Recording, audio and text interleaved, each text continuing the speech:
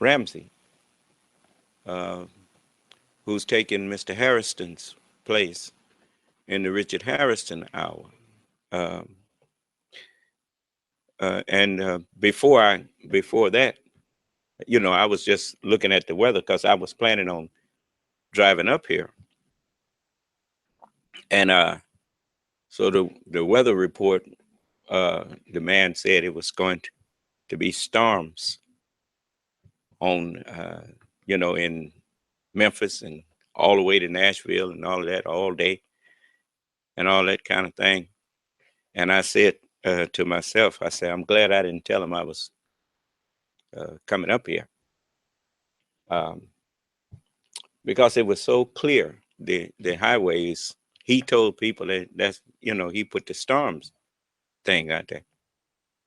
And so it wasn't a lot of people on the highway when I was driving, and it wasn't no storms. It was nice. But, as I told you, I don't worry about what the weather going to do when I want to go somewhere. Allah always fixes things where I can do what I need to do. You see, it's nice up here. So I'm not here to I'm not boasting on me. I'm boasting on the God who's with me. And so I told you, look what just happened to them big shots that was leading the charge against Dr. Cosby. The one behind the closed doors, Rogers Ailes, and what's that other fella, O'Reilly, Bill O'Reilly, and Sean Hannity, all of them upset now. But you got it coming.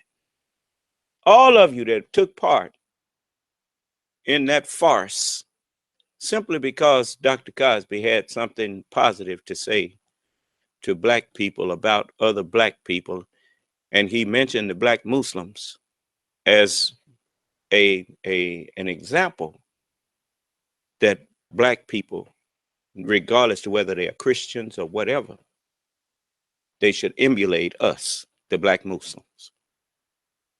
And he said why. Then they tried to make it look like he just said Muslims. He identified the Muslims he was talking about. The black Muslims that came to be known as black Muslims, we are the ones that introduced Islam to the Western Hemisphere.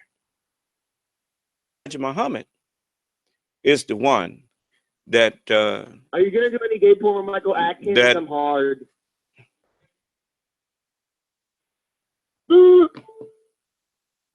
I don't want him. I don't want him in here today. Wonderful. I don't want him in here today. I ain't got time for that. Brother Michael, you know what to do.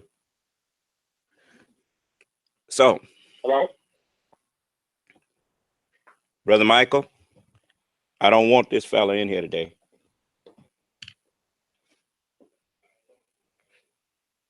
I ain't got no time for his foolishness. Q&A session has started. Okay, thank you. So we are the ones who introduced Islam to the Western Hemisphere. And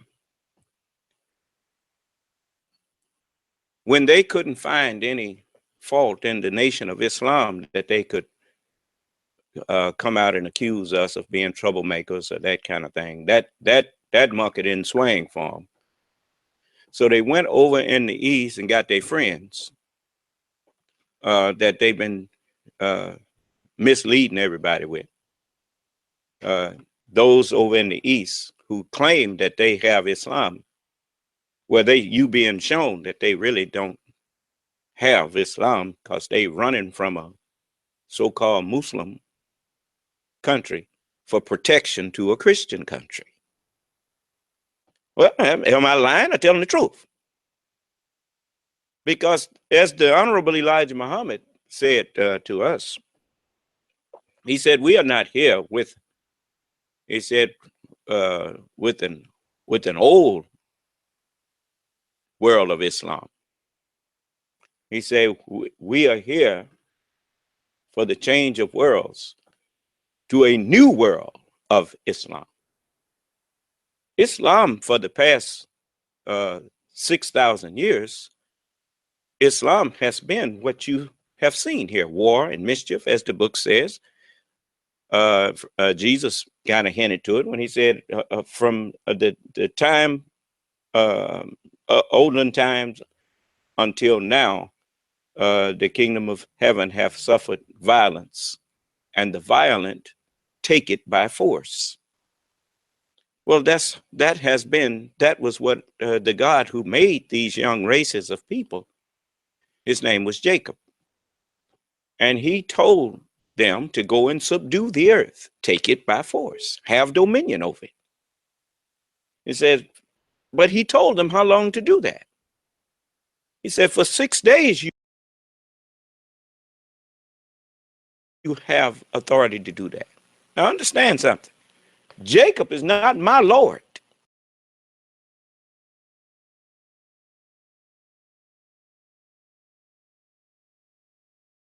Jacob is their Lord.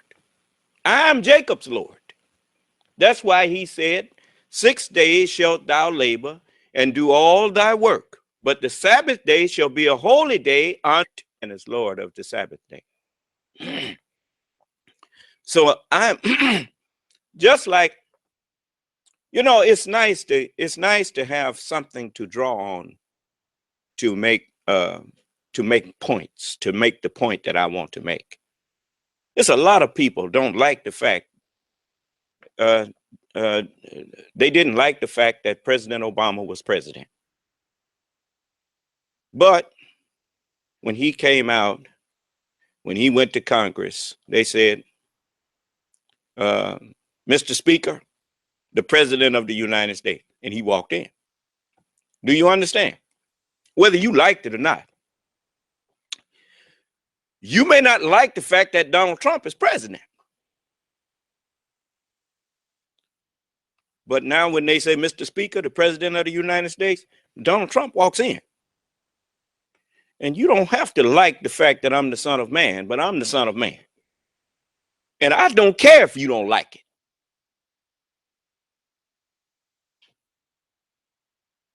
And you're going to start being punished for your disrespect.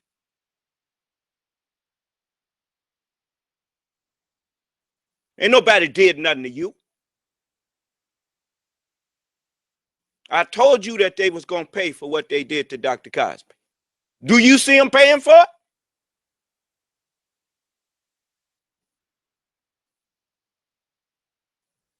I'm not in it. I'm the wrong fella to try to come to get to go along with wrongdoing. I don't support nobody in the wrong.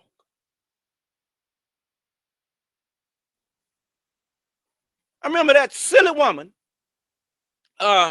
What's her name? Not Ruley. The other one, Jewel Allison. When her lie broke down, I remember she stood up there and told that lie, talking about Dr. Cosby, some of his life fluid got on her hand while she was standing up there in the mirror. And then she say he just took her and put her out. Now this was after we had talked a little while, and she had asked me, well, if it was your sister, wouldn't you want something? I said, if it was my sister, I'd be talking to her just like I'm talking to you. I'm talking to you like you my sister. I mean, but I can't talk to one person here. She's a black person. Now she wants me to recognize her as my sister. Okay, fine. Dr. Cosby's a black man. Then I have to recognize him like he's my brother. Okay. Dispassionately. What's going on here? Who's that in the room saying something? No, someone coming through the phone You and here. your family have Mother's. Who is Ah's mother? I wanted to say Happy Mother's Day card. Brother Michael, control the conference room, will you?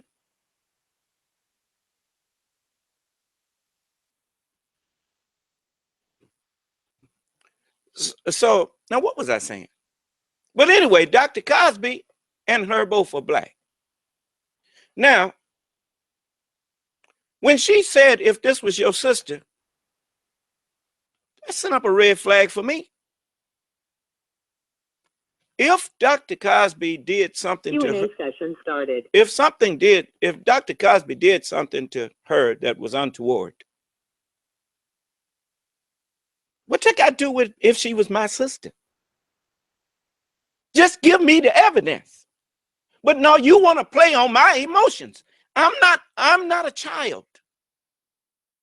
I can hear something bad said about a person, and before I take it and run with it, I have sense enough to demand some proof.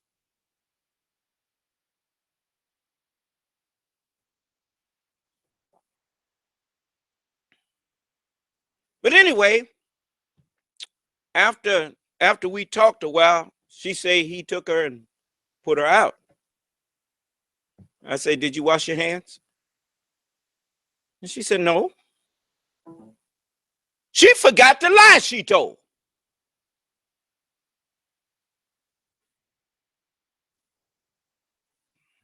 Go back and look at the interview. You see.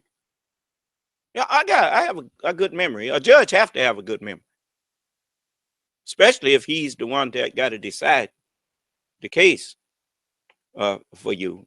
Now, if it's a jury, then the jury needs notepads and a good memory, you know, because when they get through, they got to go through all of that stuff. But if it's a judge, if it's a trial by a judge, if he don't have no good memory and ain't taking notes, I don't know how in the world he going to decide the case. But anyway, so some people, white and black, they started speaking up for Dr. Cosby. Even some of his Hollywood friends spoke up for him at first. Whoopi Goldberg and some of them, until they threatened him. I know they threatened him. That's why she had to come back out there and kind of recant what she said, you know. But you see, y'all got an answer for that. But it's something that I want you to see. For my guests that's in here right now, we have a I don't know what my man done did with my computer here. Oh, here it is. Okay, I guess I can get it to enlarge for you. Yeah. Okay. Now, the young man that I'm about to have here, he's an artist, and I want you to, brother, what y'all do with my? Oh, there it is. Okay, he's an artist, and he did this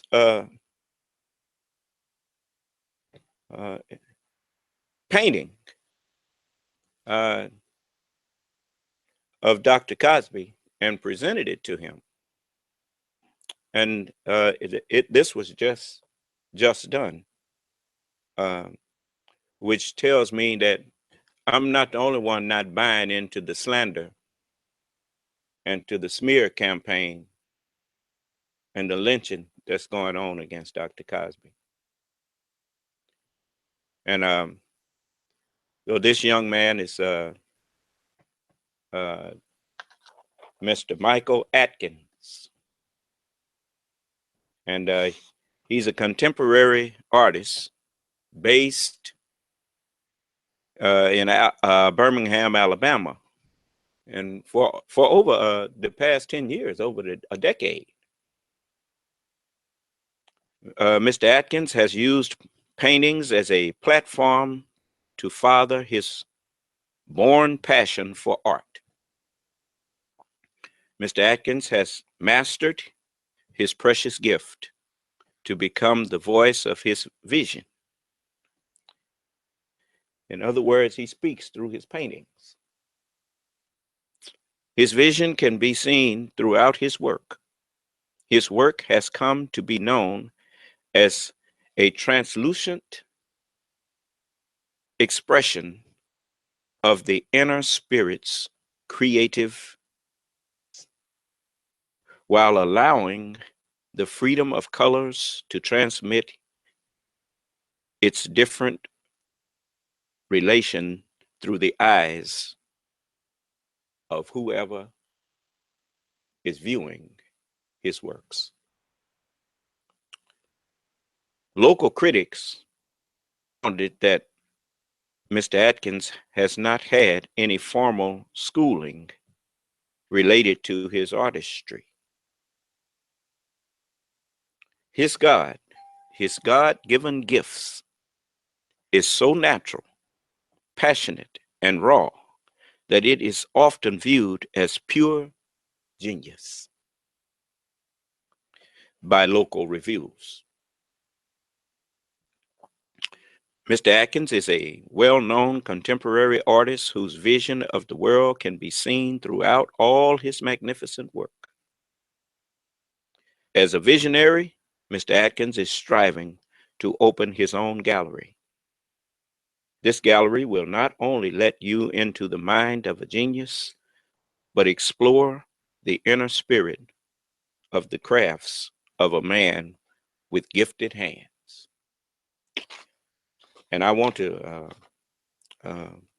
welcome Mr. Atkins into our class today, and press *6 on his phone, and unless he's called into the station, well, you can press *6 on your phone, brother, and you can correct anything that I may have misread or misstated, and reintroduce yourself in your own words. Yes, Mr. Atkins. Hello, how are you? I'm okay. How are you, brother? I'm doing wonderful. Thank you so much for inviting me, my friend. Well, I thank you for on such short notice, man. I know you probably got busy schedule, but you stopped it to come in here. So we thank you for coming. So tell us. Thank you so much. Tell us about yourself. Tell us a little about yourself. We want to get to know you. Well,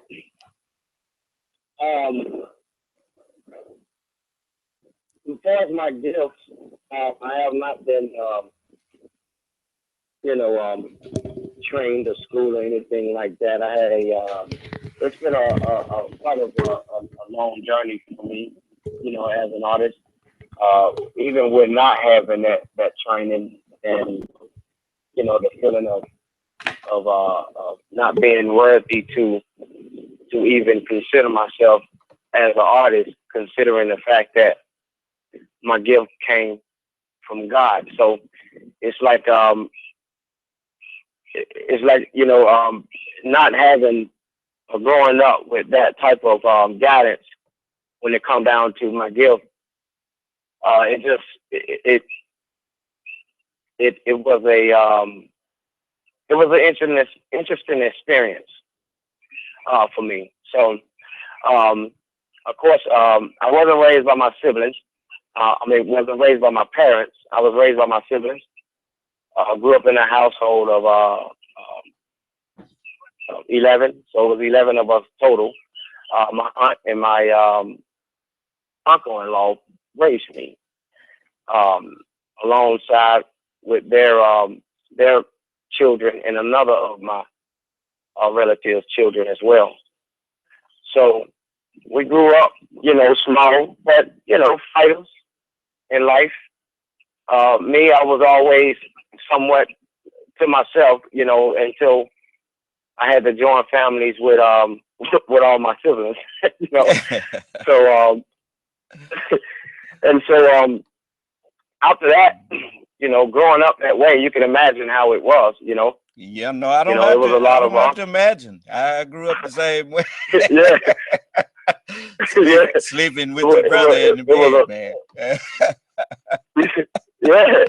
So it was a lot of us, and those two superheroes, they superheroes to me. Every person in my life have been a superhero, and I just learned to embrace that, which is what I'm about to get to about, the whole pain. So, growing up with all of them, they practically raised me. They taught me everything that I know how to survive. I had to come up, through, the hardship way, Yes, sir. dropping out of school and, going the other route because that's all what was around me,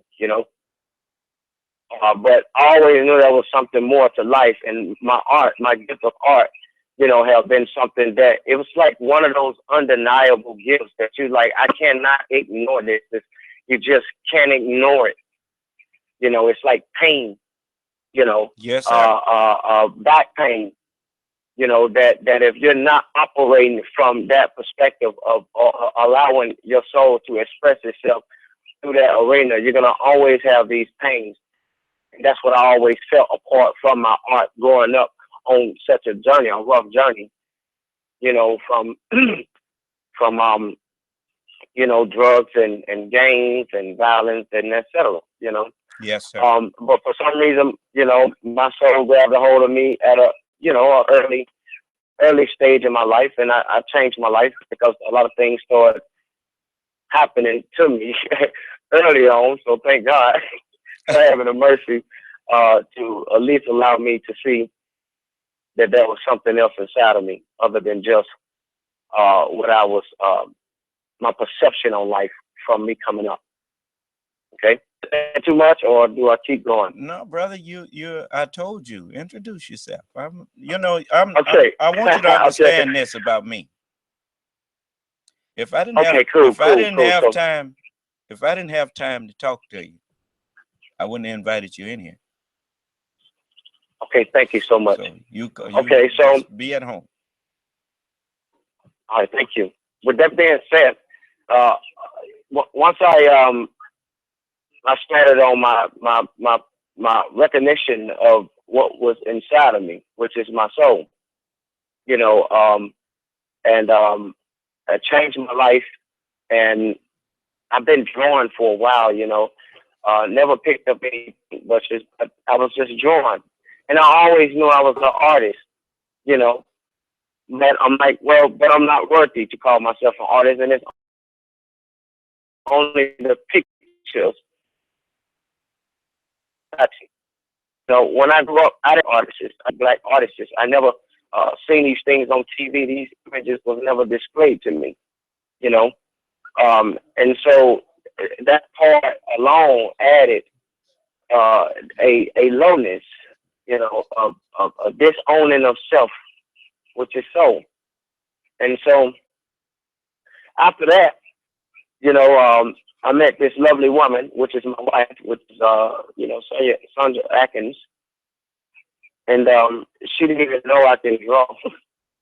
She didn't even know I was an artist. And one day, I sketched her, and she saw the sketching. And when she saw the sketching, she was like, "You should be an artist. You should paint." She was just so excited, Now think, my whole family, they always praise me as an artist. But when you think, in a lot of our communities, sports are mostly driven in our communities, because that's what a lot of us have trained our mind to believe in. That you got to operate from this barbaric type for mindset, and that's the only way you're gonna be successful in life. And something such as art and stuff like that in our communities, those things have been ripped away from us. And a lot of our elders, they that raised us, a lot of them they did best that they could. Nobody is is guilty for this. We all have had our hardship and our challenges.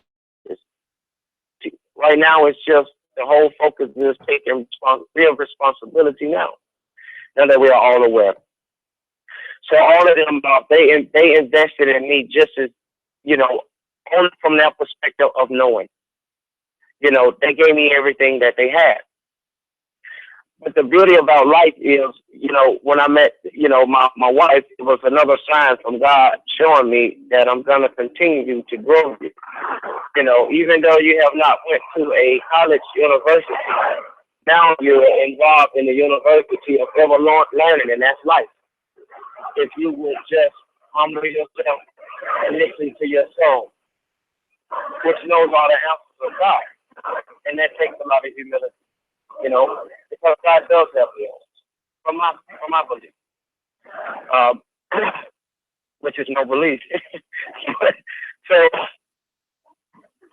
So when she inspired me to pick up a paintbrush and paint, I started painting. And I kept painting, and I kept painting, and I kept painting.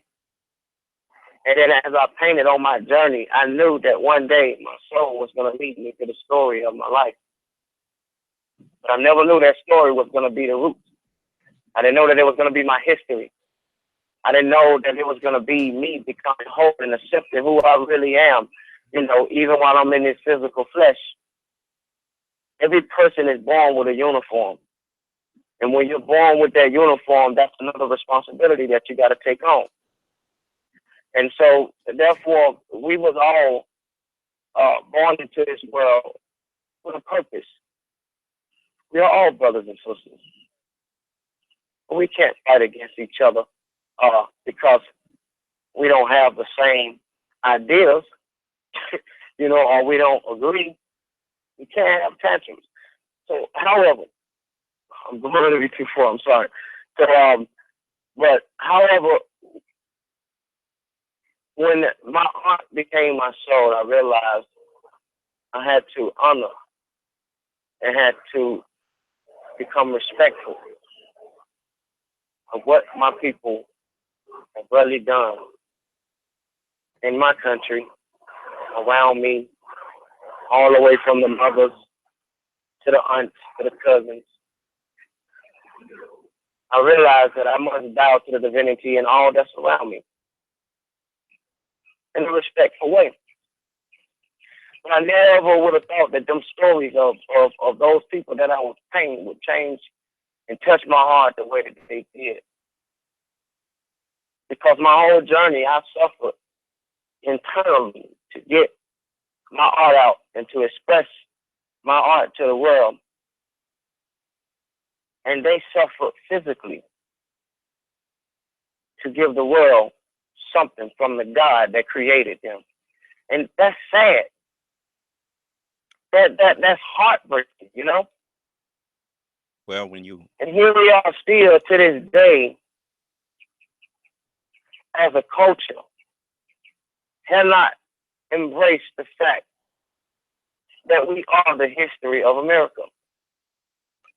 Well, you don't need America to tell you that you are the history of this country. Look at your own history. So, Mr. Cosby going through what he went through, on to the pain. Well, was no different of a representation from those other great leaders that I have painted. And great artists, because this man is a great artist.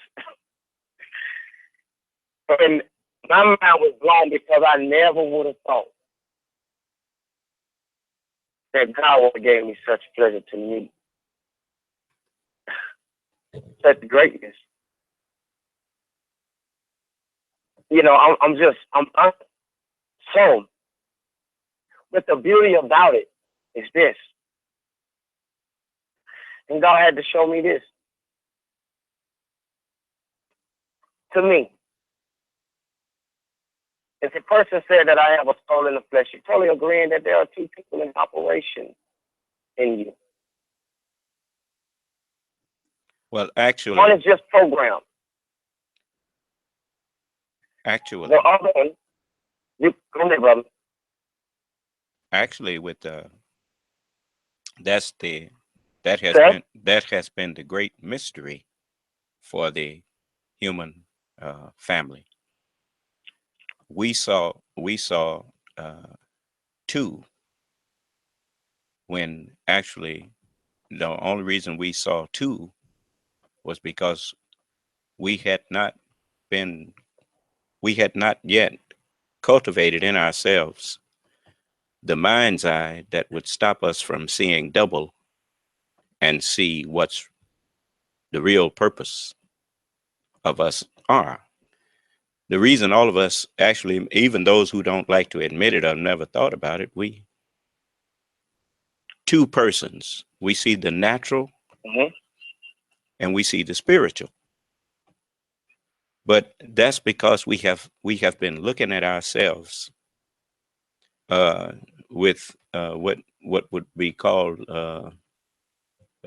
bad eyesight, bad mind's eyesight. The flesh and the spirit are not separate.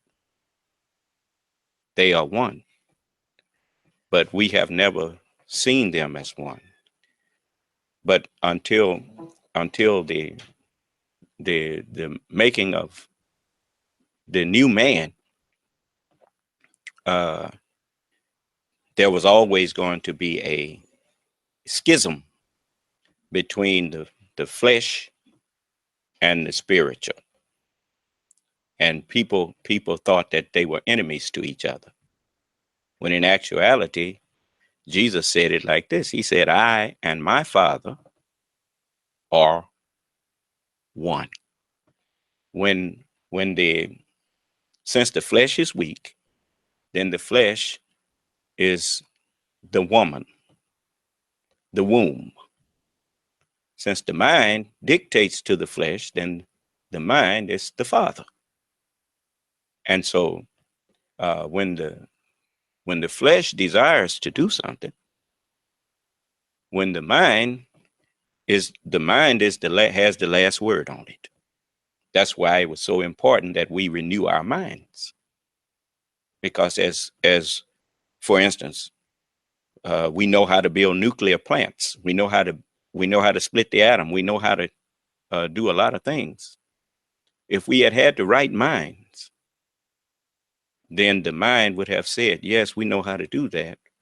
But what are we going to do with that waste material? I don't think we better do that. I think we better find another way.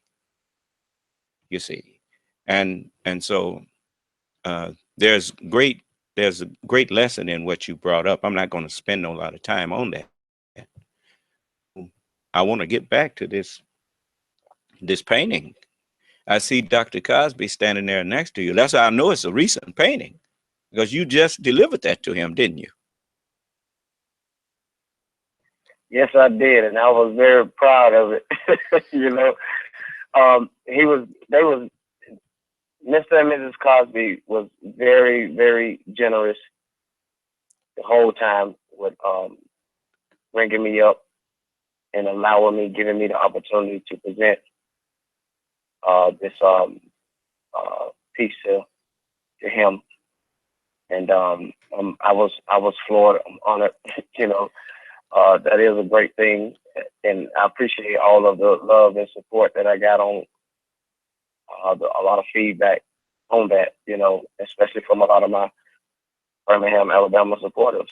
You know, and my loved ones. But the restoration of legacy is based on me trying to inspire as many generations as possible and to impress on them the importance of holding your own leaders in your heart in a respectful and honorable way and manner, and not allowing society to paint the pictures that they want to paint about your leaders.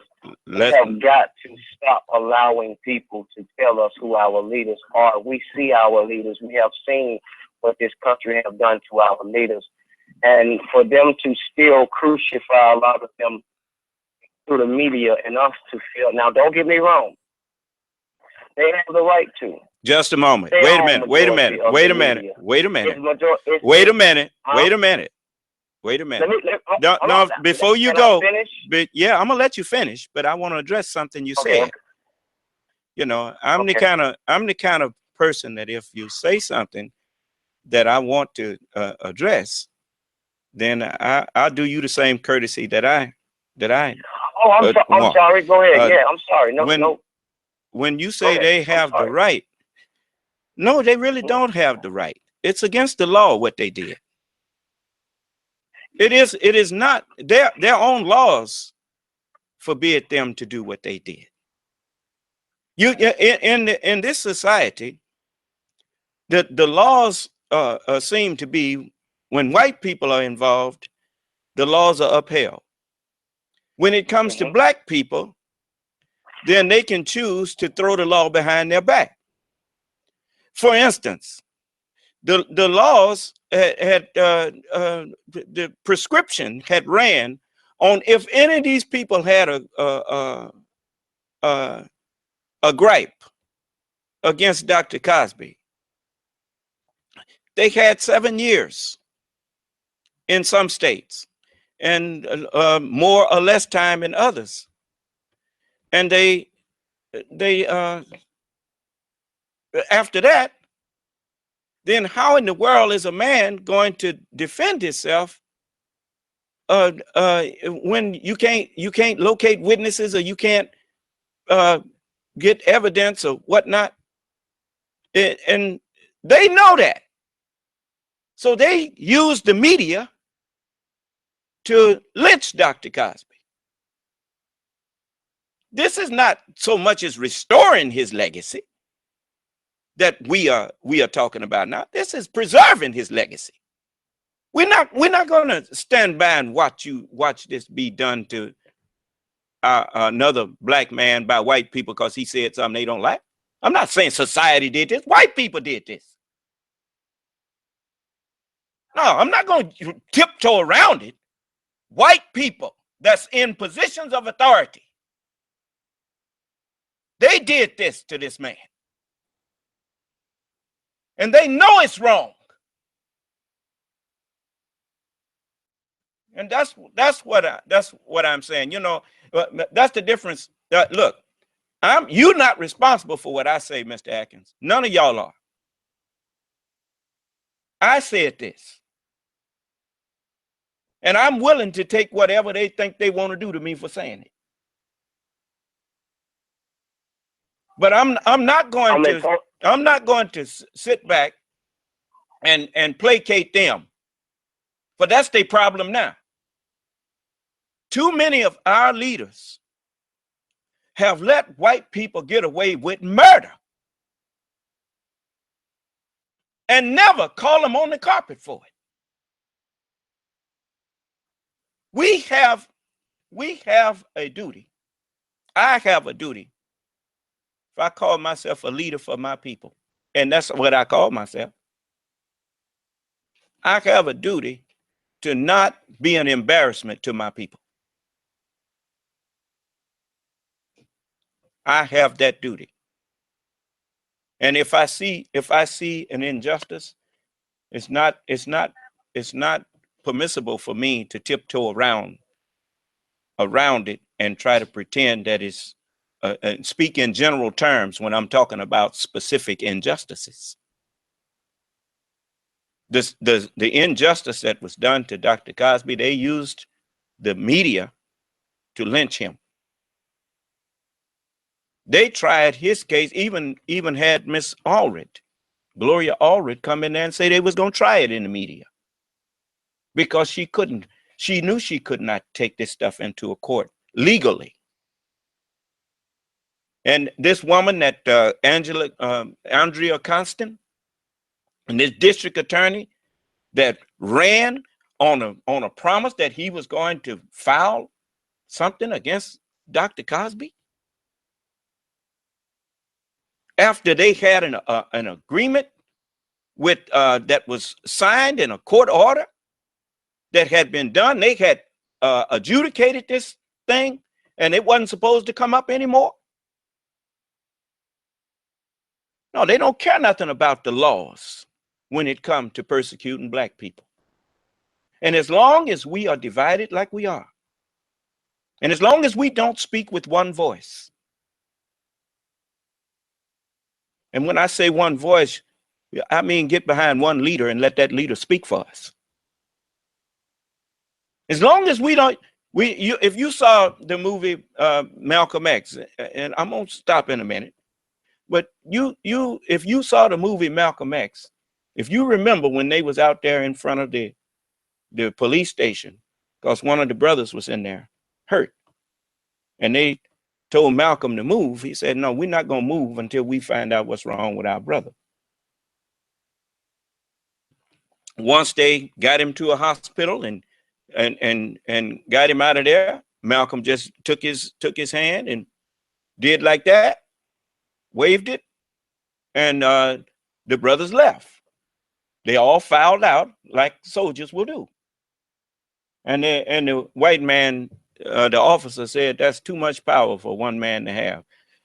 You know, what he really was saying was that's too much power for one of our ex-slaves to have over other slaves, ex-slaves. Because the minute they realize that they can protect themselves by sticking together, we through messing over them. But as long as he can do it, and all of us think that everybody needs to be the boss, simply because we want to stand up in front of people and be seen and heard, and not because we really have a plan, that the injustices that we have suffered, things like what's happening to Dr. Cosby, gonna keep happening. Because all we do is whine about it. It's time to stop the whining and put a stop to it. And the way to put a stop to it is for us to unite, pool our resources, and develop our own news media, our own radio and television stations, our own everything. And it's when we meet brothers like this young man, he shouldn't have to be searching for no place to put up an art gallery. We should put some resources together. And while I got you here, brother, you take my phone number down. Yes, sir. Say when. Say when. Give me a moment. Number. 601. Okay, you got it. Okay. 601. Okay.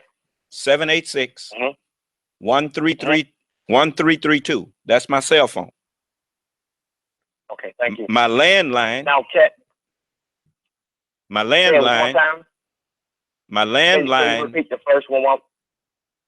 Okay, the first one, 601 786 1332. My landline is 601 786 9742. Okay, now when we get a chance, we will talk, and I'd like to talk to you about some other things.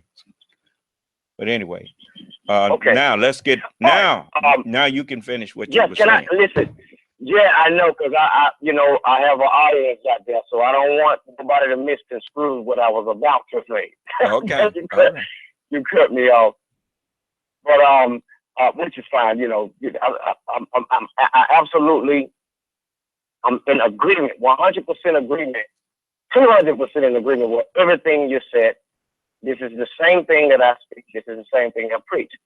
So when I was saying that, my whole agenda was about not allowing people, others outside to tell you and to dictate who your leaders are and how great your leaders are, no matter how they try to slander. So from my perspective, I'm like, listen, even if these people are doing what they're doing, which are white people. That's right.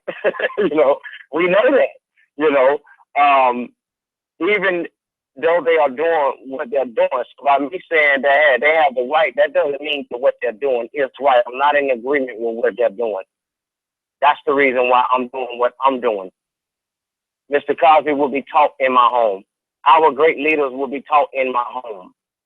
So let's never get that mistaken for those that's out there. But definitely, so I have the same gender. You know, I believe in standing behind our leaders. I believe in holding up, you know, a standard for them. Getting behind these great men who have laid the foundation. This man has spent his whole career investing in your image. There is no way I'm going to sleep on something like that from a personal perspective. So this whole thing was a movement to reach out to any culture, any generation and any culture, you know, that's able to hear my craft, to hear what my, you know, as an artist, what I painted, the story that I'm trying to paint, you know, and how this man have made a difference and how this man have affected my life from a personal perspective, and all of the generations that's really just sleeping on situations like this as if there's nothing actually wrong with this picture. Well, brother, we and so no, I never agree. I'm never in agreement with what's going on to Dr. Cosby by white people in power, what they're doing to crucify his name. I'm not in agreement and never been in agreement with how they crucified the rest of their names. Trust me, I'm not in agreement with that. And trust me, they paying for it now, bro. And they ain't paying like they gonna pay. It's much more to come. Yes. So while they're playing their games, let them play their games. Well, but it's our duty, just like you said, it's your duty. I feel like it's my duty as well. My duty. Make sure these leaders are always honored among my culture from all generations and their culture as well when they address me about any subject concerning my great leaders. Yes, sir. So part of my you got a what? Go ahead, okay. We have a station ID that we're gonna have to take, and we will be right back. Just hold the line.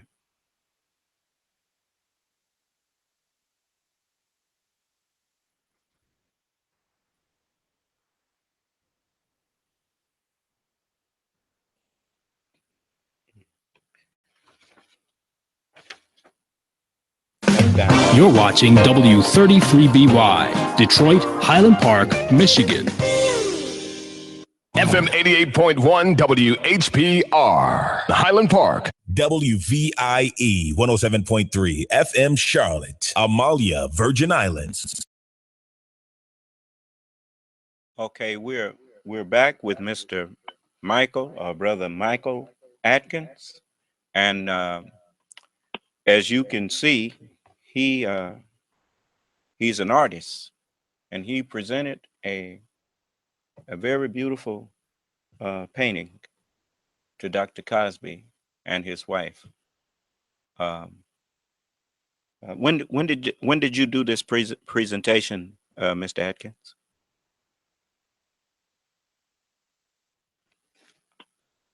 Are you there? It was Thursday, okay, May 12th. Okay, so he just Can you hear presented. me? Yes, sir, I heard you. This was just Okay, on May 12th. He presented this to Dr. Cosby. It's kind of coincidental because I had asked Brother Jamar to contact Andrew and ask him, how's Dr. Cosby doing? You know, I wanted to. And then I saw this picture of him smiling with you and he in the middle of and the picture was in the middle of you two. Put it on there. Put it on the screen. Okay. As you can see, That's Brother Michael Atkins and Dr. Cosby standing there holding up the portrait that Mr. Atkins painted. And I want you to, it's something else you said about as you was painting a lot of these portraits, that it really made you sad and made you think about how much they suffered and how a lot of the injustices that they done. I can relate to how you had to think about all of the things that this person had been through while you sculpting or painting them, because that takes time. You have to have your mind on that. And so naturally you're going to have your mind on what they went through. And, you know, it's just, it's a gift that you are a gifted painter. And we who support Dr. Cosby, we thank you, brother. And it's a lot of things that I would, you know, want to speak with you about later. That's why I gave you my phone number. And you give my number to anybody. I don't care who you give my number to. That's Okay. you know, so and you got my permission in advance. That's what I'm telling you. Thank you so much. You know, I just how old are you, young man? I'm only 34. Yeah. Yeah, I'm about 30 something years older than you. So, but you know, I can tell that's all right. That's all right, brother. That's all right. You go ahead. Well, you know, it's always a pleasure to be in the presence of elders. Well, it's a That's a blessing. You know how that's always a blessing. You know how to stay. One of the things that help you stay young. I want to talk to the elders, man.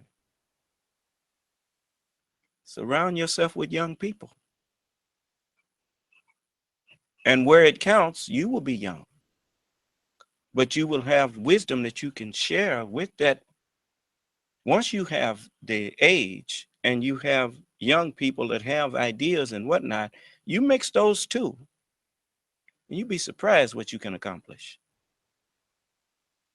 You know, it's a whole lot of men you know, I used to hear older brothers say, if I had only known back then what I know now, young brother, I'd been so and so and so. Well, then share what you know now with that young man. And now that is what we have to learn to do. You know, respect goes two ways. It's not enough just for me as an elder to demand you respect me just because you're younger. I also have to, as an elder, show respect for you. And as we respect each other, then you'd be surprised how quick love will come in. When people show you respect and courtesy, that's all respect is. It's another word for courtesy, for doing unto them like you would like to be done, and that kind of thing. Don't be cursing at these young people. And when you correct a person out of love, they know the difference in a loving correction and a correction of trying to mock. That's actually a criticism. Never discourage our young people from doing right. You know, look, we need artists. We need every skill that our people have. If we didn't need it, God wouldn't have gave it to them.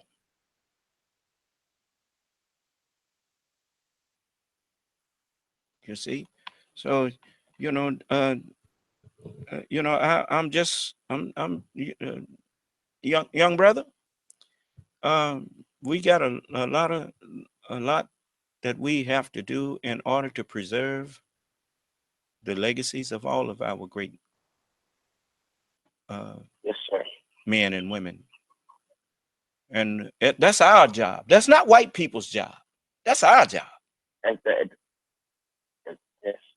You know, we appreciate whatever Caucasian. Understand something. This ain't about no racism. When I say something about white people, I'm talking about those who the shoe fit. I know lots of Caucasian people that I consider friends. You know, I deal with all types of people. But at the same time, it's just like me. If a black man is out of order, I'm gonna say so. And just because you black, you don't get no free pass. That's what white people guilty of. That's why their civilization is crumbling. If a black president, if President Obama had did what Donald Trump doing, they'd have been done impeached him. All right, let me leave that alone. That's their business. Like I said, I'm gonna stay out their business now. They didn't take my advice and put Miss Clinton in there. They put him in there. Now they got what they asked for. Okay. All right. But you know, and I know that if he was anybody other than a white man, they'd been done got him out of there. Oh, that's right. Yeah. You know. Speaking of Obama, just one statement I would like to make. You know, it's a positive statement. You know, I realize his role and his style and his class, you know, how he did things. It was another form of what Mr. Cosby and Mrs. Cosby done. Yes, sir. And that's what it was. I'm gonna go up here and I'm gonna take and deal with all of this, but I'm gonna do it in class because I'm not finna allow you to paint that picture that I know you probably want. And so with that being said and that being done, we all should be grateful. Yeah. Even our Caucasian brothers and sisters, because I know that a lot of them know that was their expectations as well. You know, so you know, yes. But I do feel responsible. This is I do believe that it is our responsibility and our duty. That's right. And if we have other brothers and sisters, you know, not just in this country, you know, just to know, you know, this is we cannot allow. These are jewels that God, and you know, jewels, diamonds, precious jewels that God has given us to the world, and you know, and for us to treat them that way is just unfair, you know. And everybody have their time and their moment, and you don't want nobody to paint a dark picture of you. You know, that's right. When you know you haven't done anything, you know, because you're having a tantrum. You know, I mean, we shouldn't play that way. You know, we've been here long on this earth for too long for us still to be playing such petty games with human lives and souls and their experiences on this earth. We shouldn't do that. That's right. We shouldn't do that. It should be all about love and the growth. We should really take all of our energy and all of our love and our respect and honor for God and really put our energy together and really see what God has for us on this planet. How can we actually evolve to the next country that God has for us? And love and unity. That's what it's all about. So I'm not gonna even, like I said, we are all born into our own skin. And with that being said, I, being born in this skin, along as, you know, being a supporter of, you know, anything that's right and justice, you know, across the globe. But being born in this skin in the United States and seeing, you know, all of my great leaders get slaughtered and seeing them get loose in the public eye, and to watch, you know, some of my brothers and sisters root, you know, as persecutors. Don't get me wrong. I was ignorant too and blind to the fact. So I thank God for sending me on this spiritual journey, you know, to give me the understanding to listen. Don't believe the hype, brother. You can't. To see if you keep looking and receiving everything that they say about a dark-skinned brother or a dark-skinned sister, then everything about yourself is going to always be empty. You know, the Holy Quran says this That's just about like that. with us not respecting nature.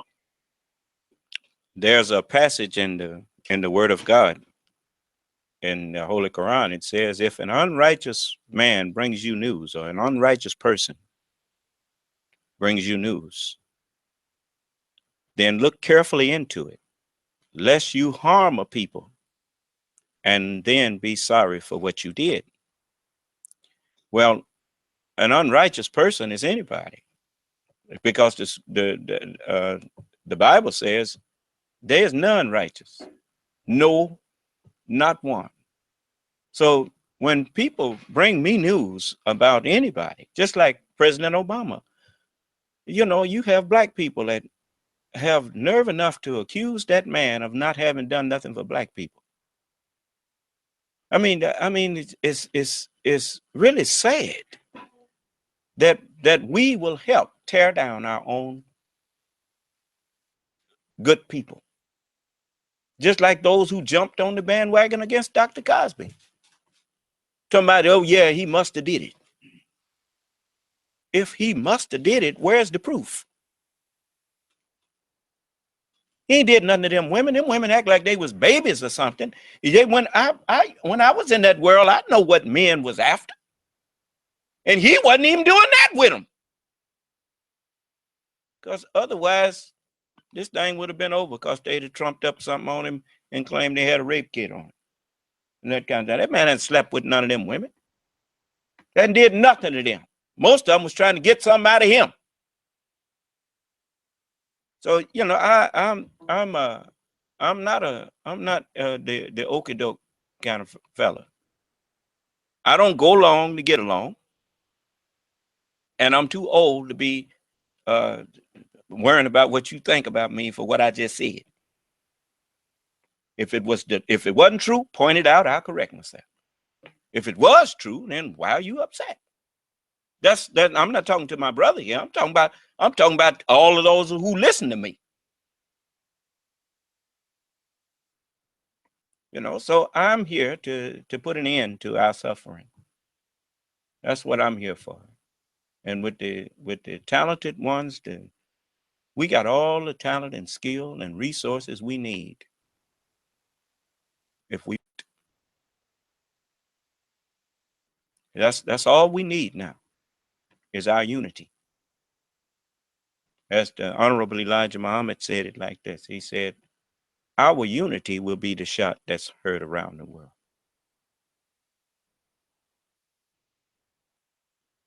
You see, we have suffered everything that every people on the earth have suffered, and more. Ain't nobody suffered like us. We truly could say that. Ain't nobody knows the trouble I've seen. Nobody knows but the Lord. Jesus, you can't say Jesus knew it. No, Jesus didn't know this. Jesus never was no Negro. Jesus never was nobody's slave. That's how you know that when Jesus said the Son of Man is the one that the Lord of the Sabbath day, then the Son of Man had to come from the ex-slaves of America. Even if you don't believe I'm him, he have to be one of us. Because Abraham was promised his seed was going to be afflicted. And it says, and in all of their afflictions, the Lord was afflicted. So whether you want to believe it or not, the Lord had to come from the slaves of America. Because ain't nobody else been through what we've been through but us. So it's a great day for us. And it's a great day for everybody who wants to be right. And your skin ain't got nothing to do with it. But woe to you who want to keep on doing.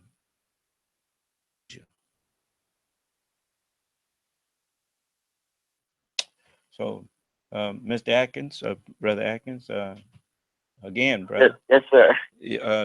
Thank you for coming in, man. Hey, I tell you what, let's do this. Let's do this again. Okay. When you Sure have, thing. I tell you what, whenever you have something you want to share, even your artwork and that kind of thing, I'll show it. Thank you. Thank you so much. Yeah. Thank you. Yeah, you ain't got to give me nothing. Just we'll show your art, man. Thank you, my friend. Yeah. Thank you. You done shown that you our friend. Thank you for the kind words. Well, brother, Go ahead. thank you. Thank you. You know, I feel you, man. Yes. You know, I mean, these twins here. What these twins I'm looking at. They're These my babies. Those are my twin boys. Oh, okay. I have All right. 3 sons. All right. I have 3 sons. My oldest is 19. He's Lee Michael Atkins, and my twin boys, which is by my wife Sandra Atkins, is Michael Atkins and John Michael Atkins. Well, look, brother. What if some of the people who are looking want you to do a portrait of them? I assume they could send you a picture that they like of themselves or whatnot, and you could do that. That's correct. That's correct. Do you have a contact place? Give them a contact number or a website. Okay, or whatever. My contact is give me a moment.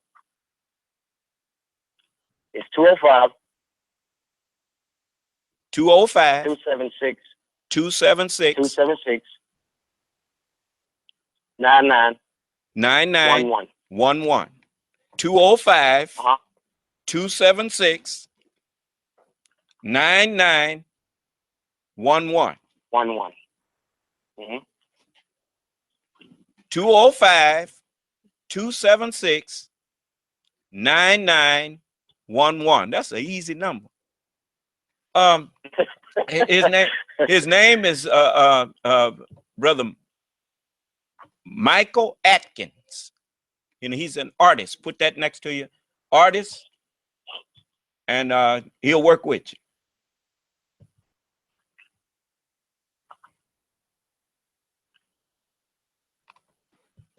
Thank you, my brother. Thank you. Thank you, brother, and thank you for what you did for Dr. Cosby, man. You know, he looked like he was in good spirits, and that's what Man, he was amazing, man. Yes, sir. Yes, sir. He was amazing. He had us rolling on the floor and you know, the whole time. You know, so listen, I was encouraged. I was encouraged. Yes, sir. You know, I didn't know what to expect. You know, I didn't know. You know, I was just, my whole thing was, you know, I had to ask him for a hug. He shook my hand. You know, and I didn't mind shaking his hand, but I just wanted to give him a hug. You know, yes, like, sir. give me a hug. You know, yes, please. Sir. You know, just to you know, that's our elder. Yes, sir. You know, and you said some of the most precious words. Elder never said what you have just said to me, and I'm gonna keep those words. Well, and I'm gonna pass that wisdom along. Well, I'm gonna tell you something, brother. Those were some wise things you spoke as an elder, to me and to the younger generation that's listening, and to the older generation that listen. Those are some very kind words, very, very sweet, humbling words. Something that I never heard that from an elder before. So thank you for that too. Well, you whatever I can do to help you and to help my young brothers, I'm willing to do it. And I'm going to spend the rest of my life doing what I can do to make sure that you all never have reason to feel shame of who you are ever again. We're going to take that out of, we're going to take that out of our young people. We're going to make our women proud of us, and we're going to make our babies proud of us. We are the men, and it's time for us to man up. That's what time it is. And so let's do this. We're gonna work together. I'm gonna help you. If I can't help you, I'm not gonna hurt you. That is something that I want all of our people to remember. Help each other or just leave one another alone. But let's not hurt each other anymore. We want to wish all of the mothers a happy Mother's Day. I know you want to wish them a happy. I'm gonna let you do that yourself, Michael. Go ahead, Michael. Yeah. Okay. And before I got out the phone, yeah. So happy Mother's Day to all you amazing mothers out there. And thank God, the Creator, for creating such beauty into this world. Again, I like to definitely, wish my wife happy Mother's Day. My mother is under Atkins Cotton. I love you, dear. And to all of your wives and sisters, to my sisters, to all of you, all of the women, really. Well, believe me, they listening all around the world. They listening all around the world. We love you. Okay. We love you. Yes, we do. Yes, sir, we do. And we're gonna start showing it. That's right. Ain't gonna be just talking it. We're gonna show it by what you see us do. And just, whenever let me tell you something. Whenever anything that you see come up out of the earth, once you see it come up, did you ever wonder how long it had been up under there? It was being prepared before you saw it. You see, so, like I said, we through letting you feel shame of us. We're gonna make you proud of us. That's right. We want our women and our babies to be proud of us as their men. And we through letting anybody get in the way of that. That's why you see, you're not going to hear me. Just because somebody cursing and swearing at you, you ain't got to do that back to them. Don't let a person bring you, since they can't measure up to you, they want you to get down there with them. Don't go down. What did Miss Obama say? When they go low, what? You go high. He said that's what her husband stood for, and he did that. You gonna tell me you don't miss President Obama? Oh yeah, you miss President Obama. I bet the media show miss him. But anyway, let me let y'all go. Thank you so much for having me. And that this just one of many, brother. Anytime you got my numbers, if it's something you want to come on and share, you know I'm on the air Monday and Sunday. And anytime you see something that you have something that you want to share or whatnot, you just call me and let me know, and we'll make it happen, man. Thank you so much, my friend. And thank you, brother. Thank you so much. And you greet Brother Andrew and Dr. Cosby and them for me. And give them both a hug from me.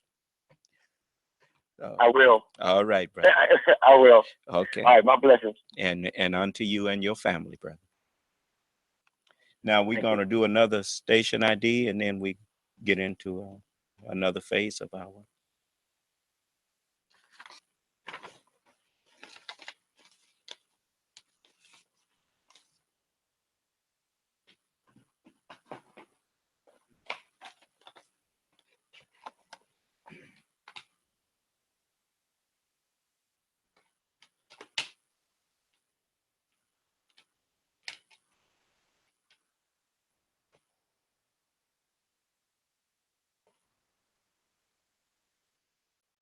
U33BY, Detroit, Highland Park, Michigan.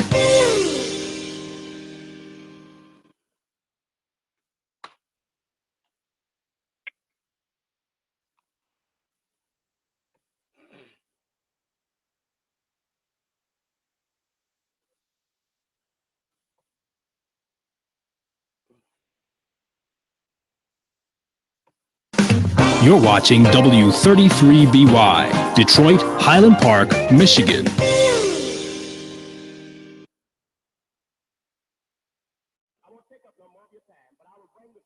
All right. We're back. And I want those of you who have something that you disagree with me on in what I teach or whatever, before I go into something else, this is your opportunity. Now you can let the person that, whoever that is, thought they may wanted to have something.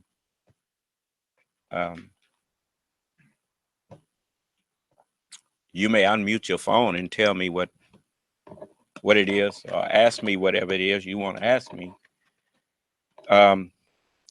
We had a brother that asked me some questions. And the internet went out. So if the brother's in the meeting now,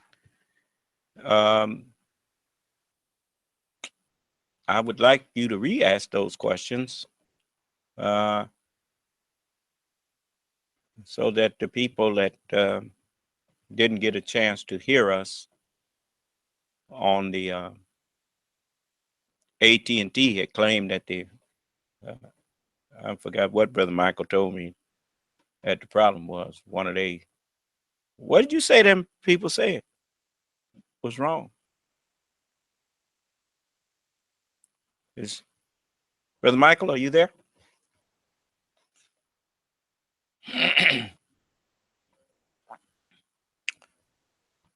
See, y'all never know when I'm gonna call on you, you see?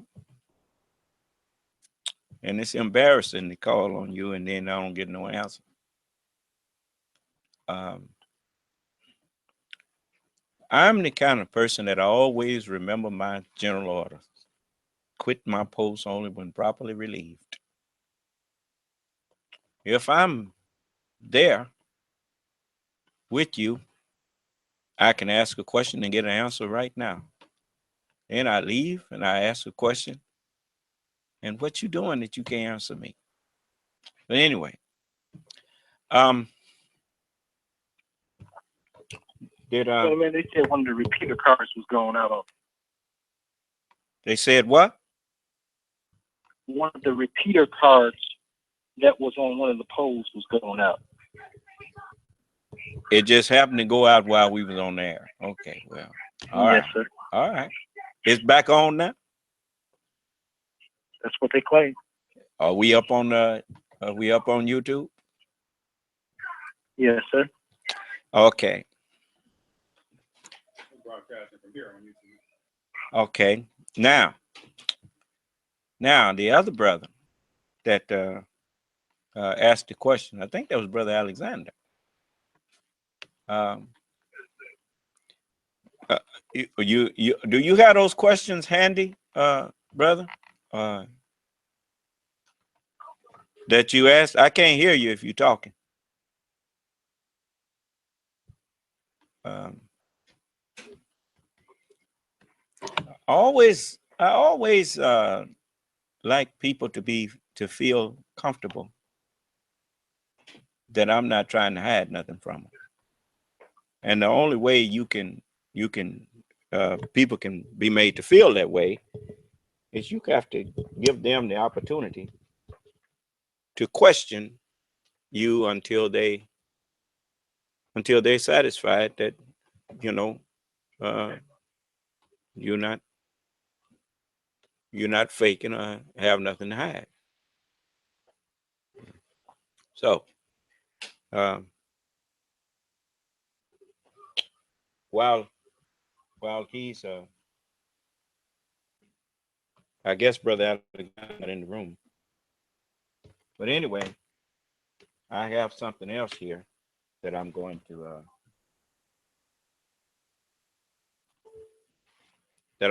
to share with you. from the Honorable Elijah Muhammad. Give me a moment here.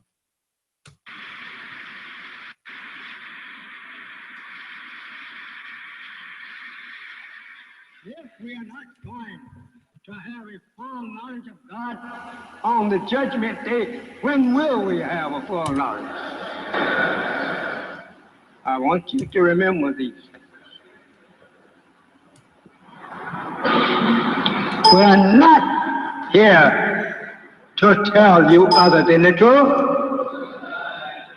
We are here to tell you the truth because others have gone before us who have dipped the line and using things that they had no knowledge of.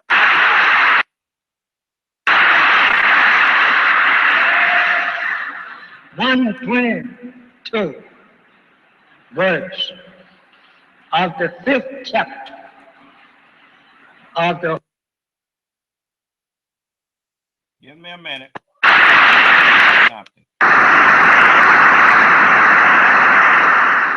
Assalamu alaikum. You may be seated.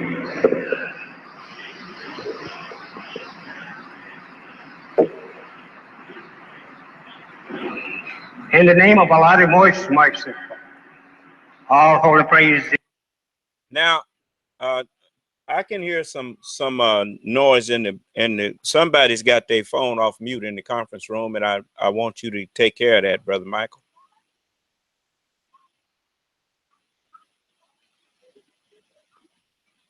Brother Michael, I can hear somebody's television or something in the conference room, and I want that stopped. Well, it's not in the conference room. I don't know where it's coming from.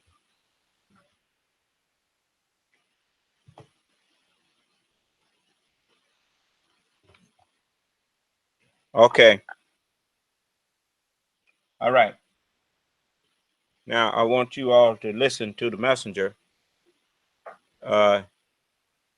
because it's something that, when they was all walking around here lying, and that's what they were doing. They were just outright lying.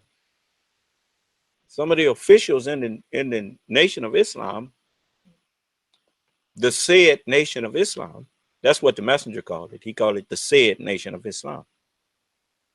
And they were just outright lying to us. People that had, said that they believed in the messenger and that they were his followers. And then when we got tried for what we claim that we believe, man, hypocrites was everywhere. Just listen to this. His duty to Allah, the Lord of the worlds, the most merciful, the master of the day of judgment, in which we now live. Thee do we serve, thee do we beseech for thine help. Guide us on the right path, the path of those upon whom thou hast bestowed favors, not of those upon whom thy wrath is brought down, nor of those who go astray after they hast but thine teachings. Amen.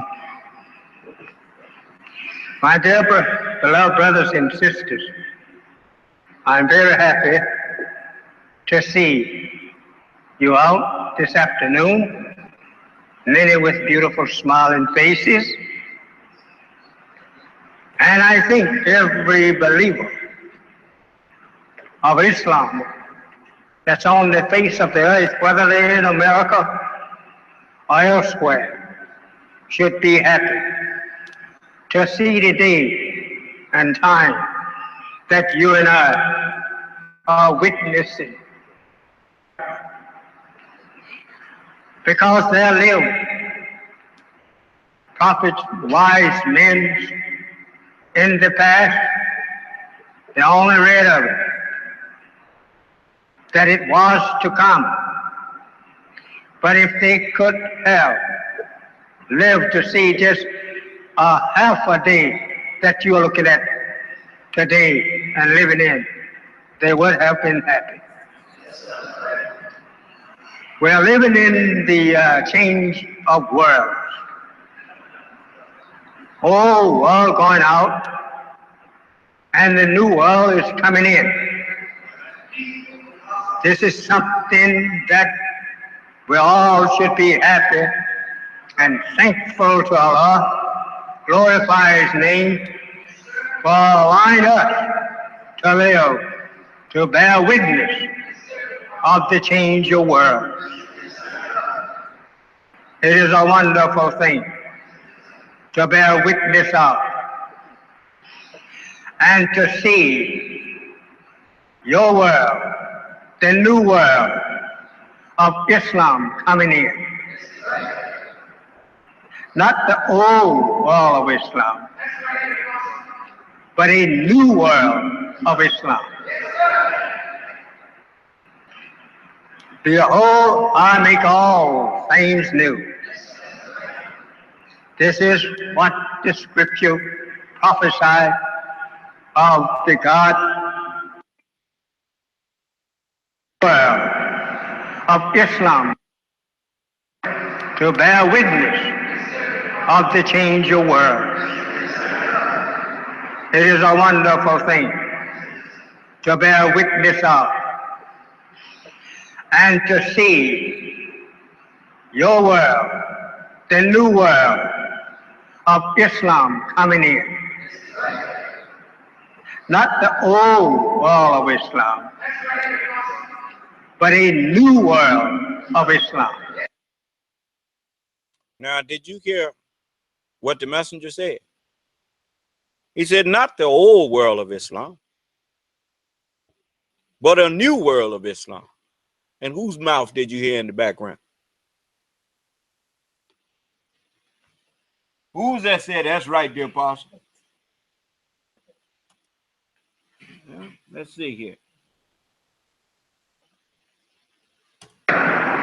Not the old world of Islam, but a new world of Islam. Now, Minister Farrakhan could be heard. Everybody know his voice.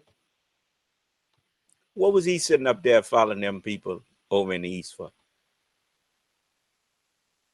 Why did he try to help WD lead us into Orthodox Islam?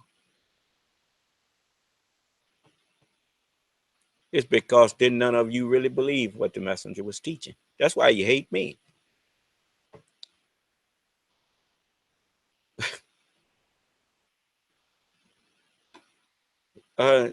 You know, it's sad that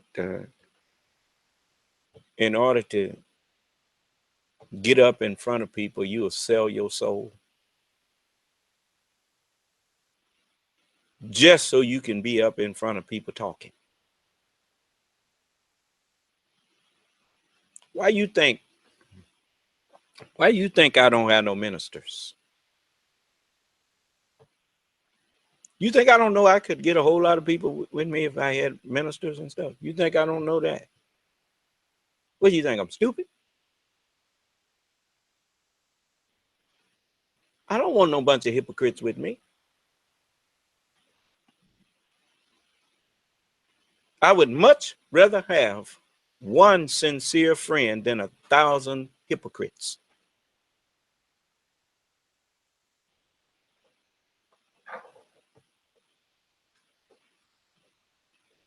You know, if I'm your friend,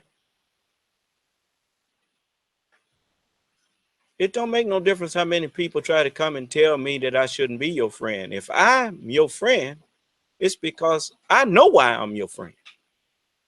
I don't need nobody to tell me why not to be your friend. I ain't got no friends that I don't know why I'm their friend.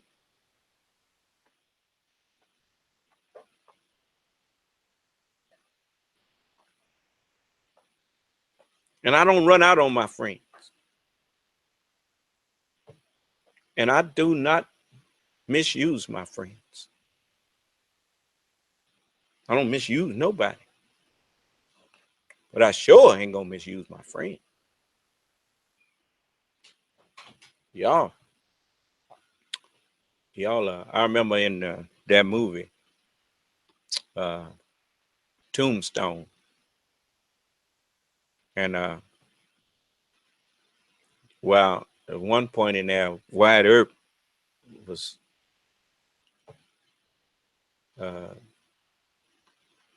him and Doc Holliday and a few others were surrounded by the Cowboys. That's the name of the gang. And Doc was sick. He had TB, and he was coughing up blood and stuff. And one of the fellas that was with him said, "Doc, I know why Wyatt's out here. I mean," he said, what you doing out here? You was sick." He said, Wyatt Earp is my friend. He said, well, hell, I got lots of friends, but he said, and Doc told him before he finished, he said, well, I don't. And so that you hear people a lot of times say they got lots of friends. They know a lot of people, and they think just because you know somebody that mean they're your friend. How many people do you actually know of that will actually put their life on hold when you call on them? They'll drop what they're doing or stop what they're doing for you. Many people think they never give it a thought what actually that statement means, that greater love hath no man than this, that he will lay down his life for his friend. Minister Farrakhan, you notice I talk about him when he's doing something wrong. When I know I feel he's wrong about something. That don't take away from the right things that I heard him say. I remember once the messenger said this. Minister Farrakhan said he was riding with the messenger, and the messenger, I don't know, no, it wasn't so much as riding with him, but he had a conversation with the messenger, and the messenger told him, he said, "Brother, how can you say you will give your life for that which you will not give your time?"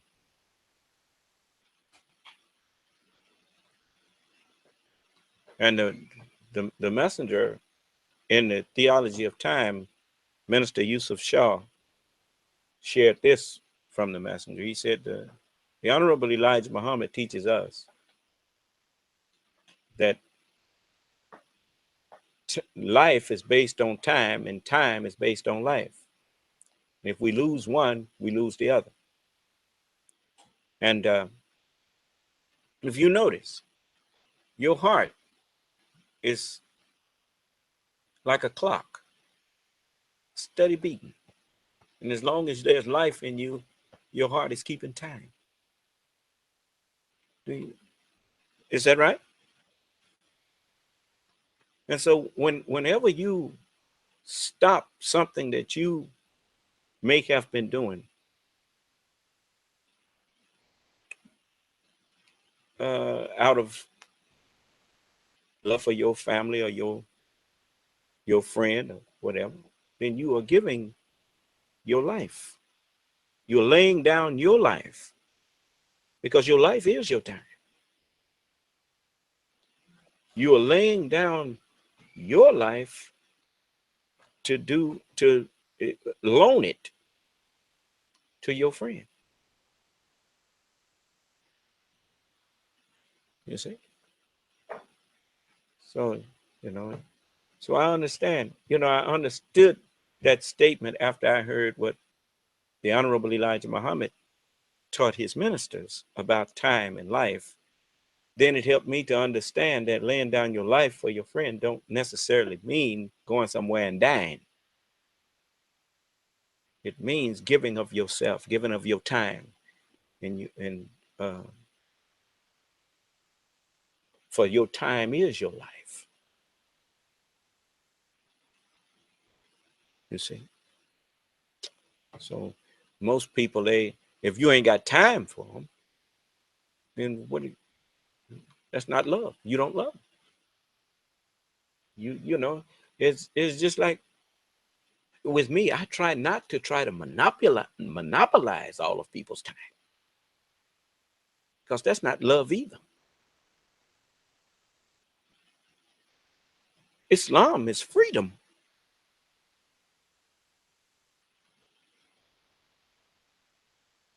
You know, I call on people to do things for me,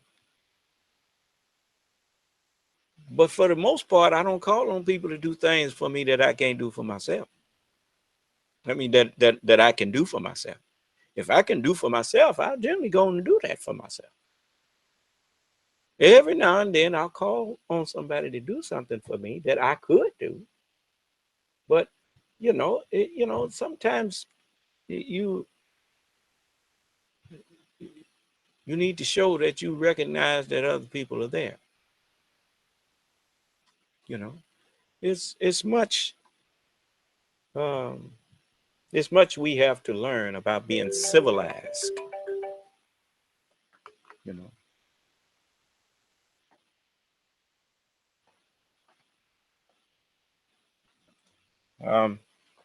I'm told that in one of the conference rooms we are kind of low, so y'all need to adjust the volume in there, because I know if I'm fine, and I done turned mine all the way up. That's all I could do is turn it up, and it's all the way up. So whatever the volume problem is, y'all better check your own phones or whatever. But I want you to remember that I'm here and at your disposal, and I want everyone to feel free to talk to me.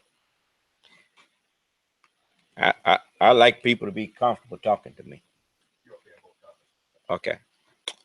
I like people to feel comfortable speaking with me. And, that way I can feel comfortable speaking with them.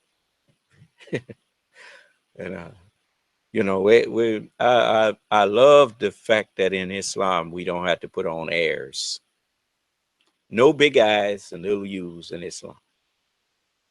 That's, people talk to me. The one thing that I have to remind my followers of is the proper way to leave me. And don't ever greet me before I greet you when we talking on the phone. You let me greet you. That way you know I'm finished talking. Because sometimes you greet me, I may not be through talking with you. I may have something else I want to say, and since I'm your leader and you're not mine, then don't greet me before I greet you. Now that's for future references. Even though you may have called me, whenever you're on the phone with your Lord, with the one that you claim you believe in, then you wait on me to excuse you from my presence. And you know you're excused when I greet you. Right? Okay. All right. See, I say that in front of the world for a reason. My followers are not too proud to follow me. You see, those with me are not proud. They have pride, but they are not proud. You see, they are not embarrassed to recognize me as their Lord. because that's who I am. It's like people that, you know, even after President Obama became president, you had people that didn't want to recognize him as their president. You know, that's just the way it goes. Yes, sir.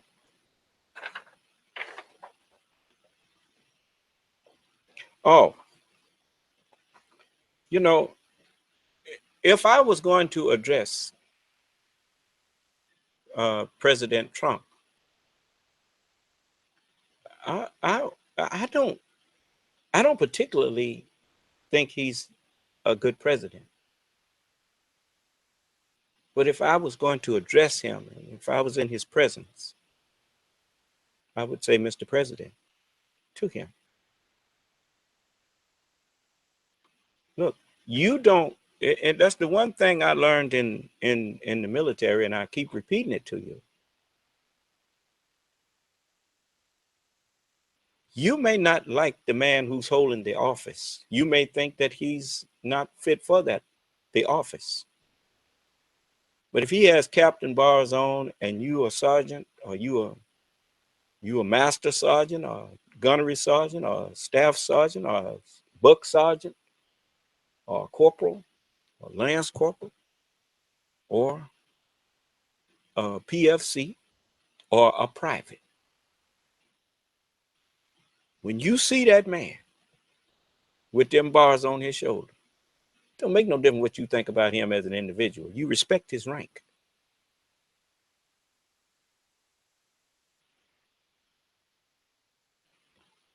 So you snap to attention and you say, yes, sir, Captain. And, you know, out of respect for the government that he represents, out of respect for the people that office, the people created that office. No man, no individual man created that office. The American people created that office. To disrespect the one who holds that office is to disrespect the people who put him there and who created the office. So I don't disrespect the president. I just think sometimes people who hold that office are not worthy of that office. But anyway, now, just like, you know, the news media reported that one of the problems that President Trump had with Mr. Comey is that Mr. Comey didn't want to pledge his allegiance to him. At least that's what, you know. Well, in business, understand something. You know, the news media helped to create the idea that America is a business. And you've heard them say that maybe it's time for a businessman to run America. I told you a long time ago that you cannot run a country like you run a business. You know, you know, you have to, you run a country like you run your house.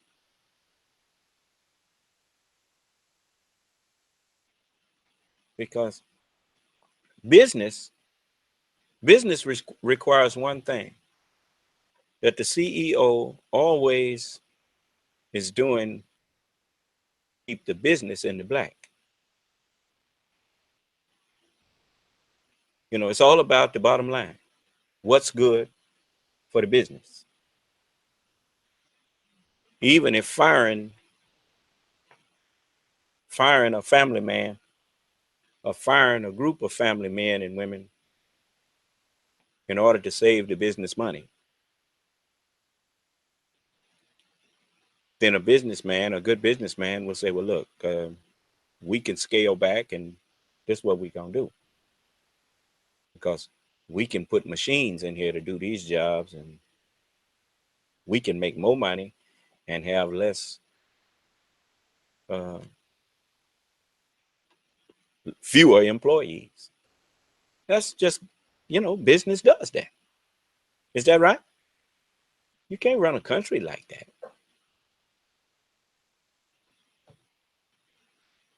You have to, in order to assure and to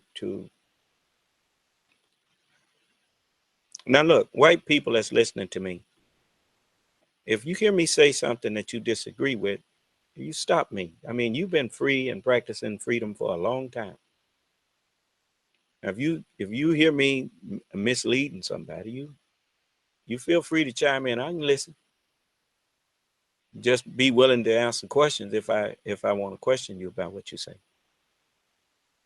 But anyway, in order to, one of the duties that go with being the president of the United States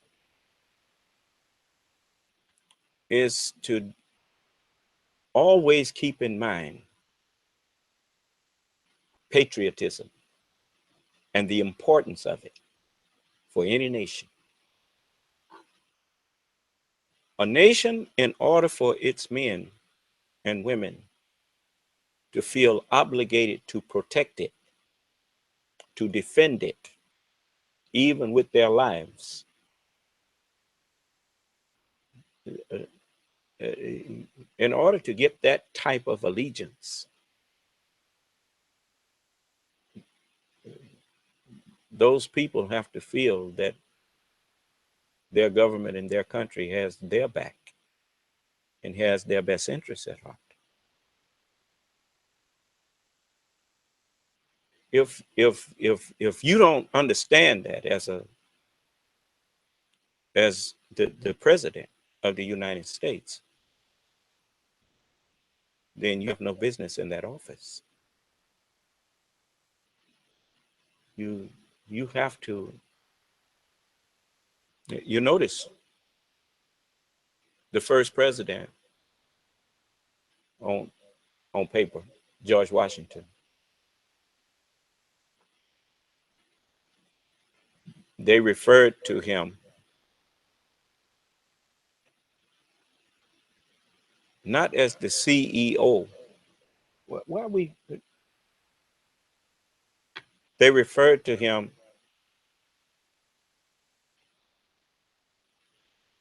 not as the CEO of our country. And I say our country, I'm quoting them, but as the father of our country. They understood. At least you used to understand that you can't run a country like you run a business.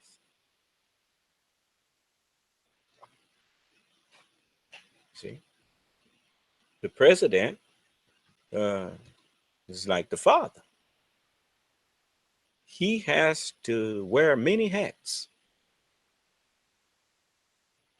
Whenever the country is in a bad condition or a bad way, the president has to come out and make them feel better and make them feel that there's hope. He has to talk to them, not like you talking to some employees. Yes, we give me. We have to take a station ID. You're watching W33BY, Detroit, Highland Park, Michigan. FM 88.1 WHPR, Highland Park. WVIE 107.3 FM Charlotte, Amalia, Virgin Islands.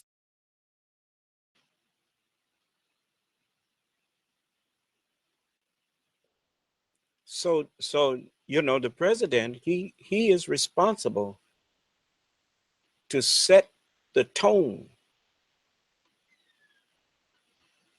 for justice, to set the tone for patriotism, I'm a good example. Look how one speech that was made by President Kennedy, one inaugural address, And those words that he used inspired people all across the chasm of race, creed, colors, all of it. Everybody remembers the words. Ask not what your country can do for you. Ask.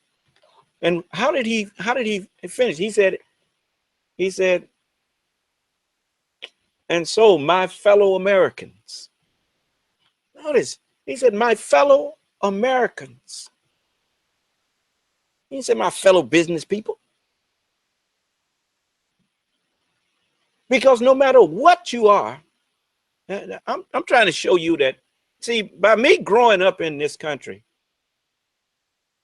and being the kind of person that I am, Allah made me that whatever attracts my attention, I remember it.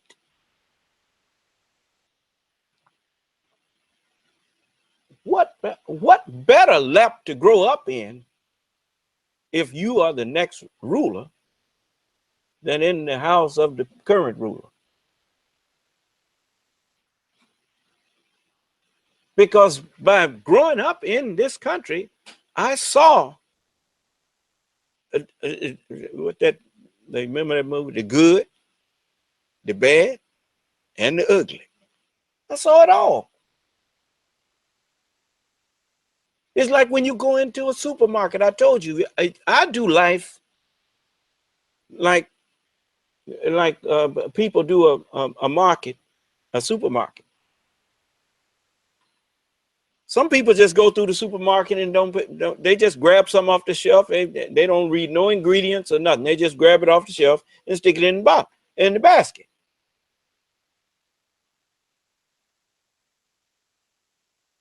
Iron for Muhammad was in something before so that's the way I do life.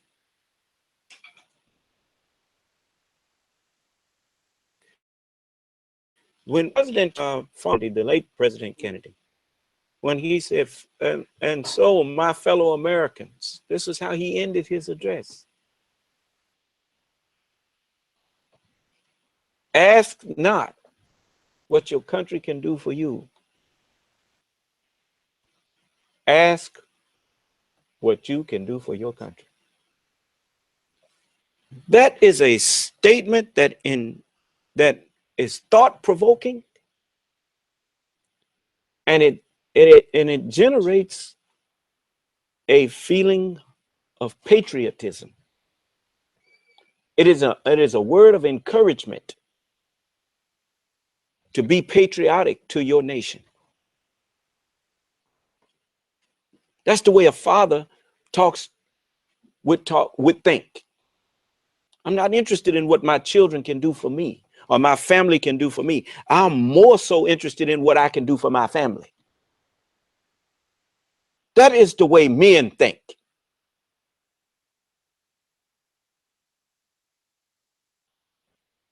And so, wisdom is where you find it. It's like gold. Don't make no difference whose mouth it came out of. Don't make no difference what part of the earth you found gold in. Are you unhappy because you found it? No, it's still gold. And so the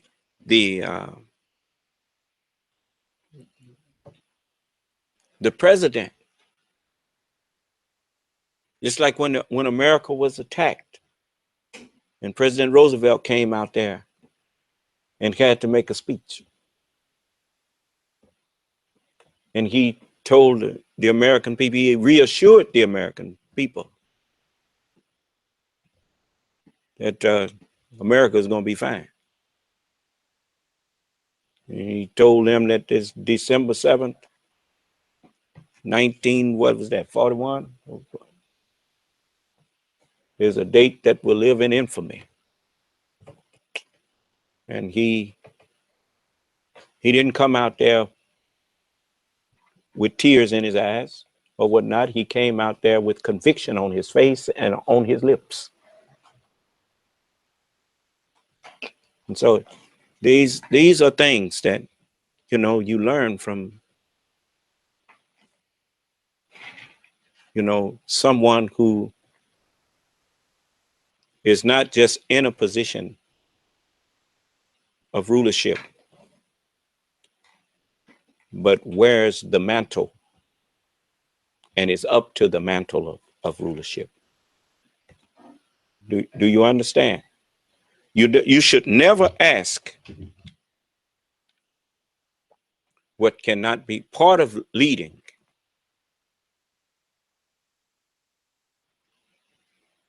is to know not just what to ask for, but from whom to ask it. You can never ask a person, if you are an intelligent, if you are a qualified leader, you should never manifest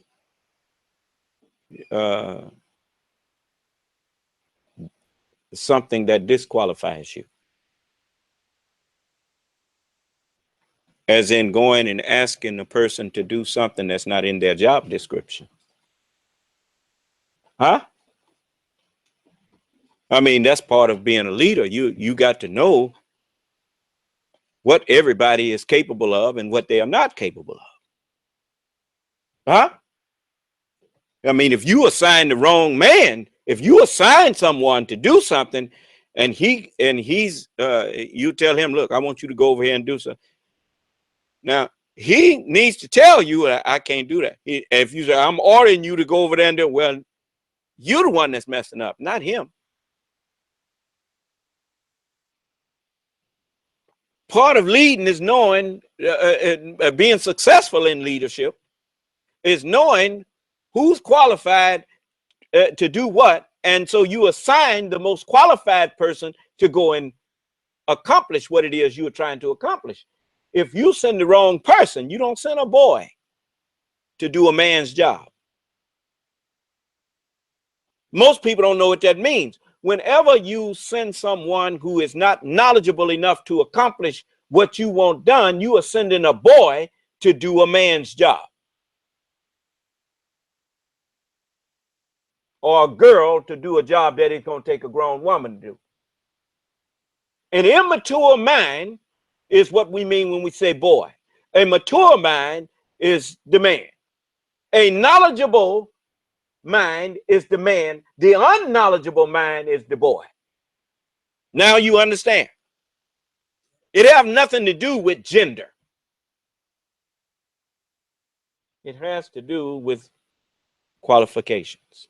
Now, if Mr. Trump, if President Trump wanted the FBI director to pledge his allegiance to him, then he was asking for something that the FBI director could not give. This is the oath of office for the FBI.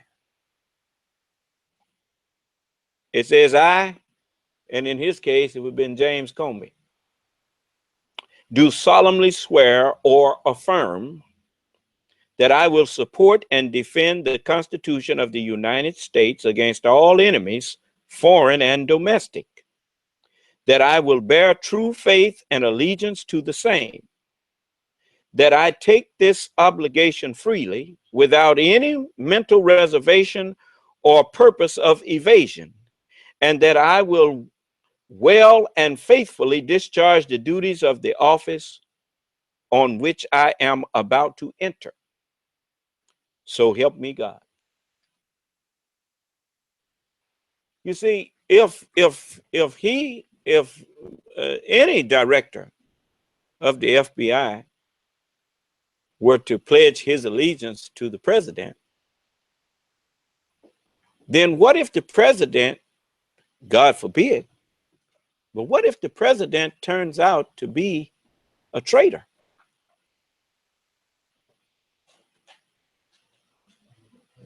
You pledged your allegiance not to a man. That's what Glenn Beck meant when he said that that's part of what he meant. When he said this is a nation of men, not of laws, not of men. In other words, all of our officials, they pledge their allegiance to the Constitution. They don't pledge their allegiance to no individual. Because individuals sometimes are not true. Individuals sometimes are traitors. Huh? So you pledge your allegiance to the Constitution and to defend it. What did he say? I will support and defend the Constitution of the United States against all enemies, foreign and domestic. Huh? Can't do that if you start pledging your allegiance to individuals. I told you, these people, this country did not come into being because fools was in charge.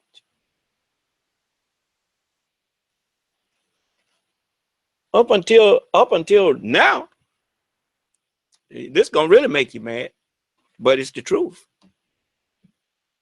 All your presidents were Masons.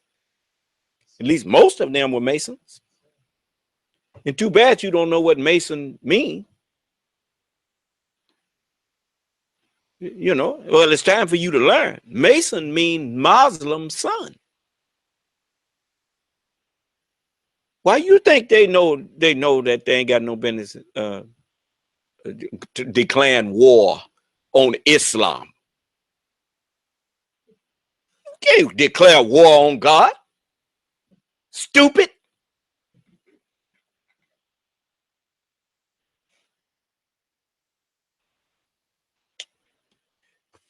You never should put any man in that position that does not know who God is.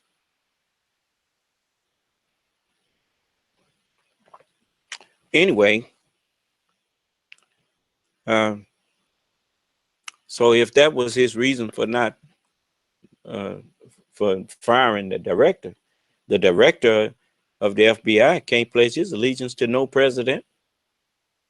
He pledges his allegiance to the Constitution of the United States of America.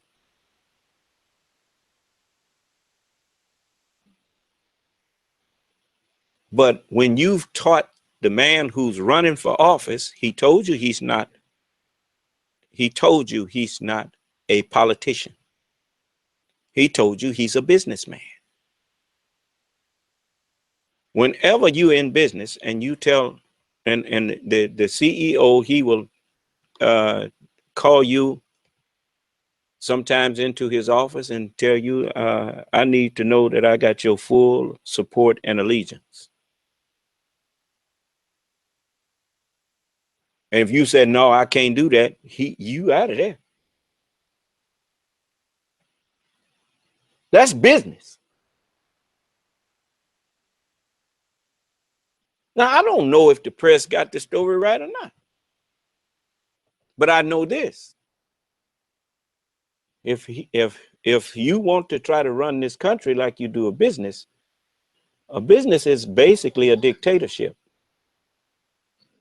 A business is that the CEO, anybody that's not cooperative with him, he get them out of there. States is not set up like that. It's set up with a check and a balance to keep a dictator from happening. America's not a dictatorship. Do you understand? Okay, so, but anyway, now the military takes this oath. It says I, and then in my case, it was Marvin Muhammad when I was in the Marine. It says, do solemnly swear or affirm that I will support and defend the Constitution of the United States against all enemies, foreign and domestic, that I will bear true faith and allegiance to the same, and that I will obey the orders of the President of the United States and the orders of the officers appointed over me. According, you notice how in the Bible it says, parents, it said, children, obey your parents in the Lord. See, most people, they forget that part, where it say in the Lord. That means in the laws and the orders and the will of what the Lord wants done. They, wives, obey your husbands in the Lord. Long as they trying to get you to do something that the Lord done told you don't do, fine. But it's broken. Every man.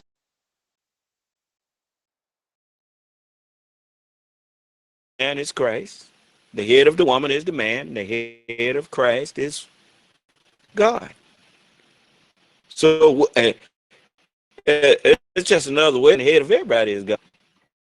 People just following orders. Put them Jews in the gas chambers. There was that didn't fly. That was crimes against humanity. The oath of office, you takes the orders of the presidents and the orders of the officers appointed over me according to regulations and the Uniform Code of Military Justice. As long as it ain't something you trying to get them to do, the president or the officers trying to get you to break the UMC, Uniform Code of Military Justice. I think it's UCMJ. Then they'll obey your orders. If you order them to do something that the Uniform Code of Military Justice or the Constitution forbids, they ain't got to obey you. They ain't got no business obeying you.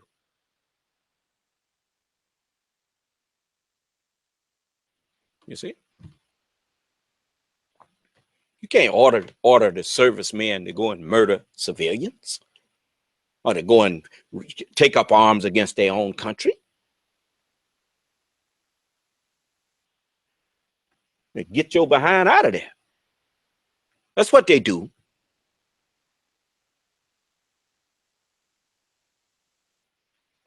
So, anyway, we have a lot that but you know, I don't like to just talk at you. I like to talk to people. How many, let's face it, how many people do a broadcast and have their meetings open to everybody, including those who disagree, and let them disagree with them? Brother Michael, if you can put the phones back where they can unmute them now. Question from Azim Akmal. He asks, President Obama a Muslim?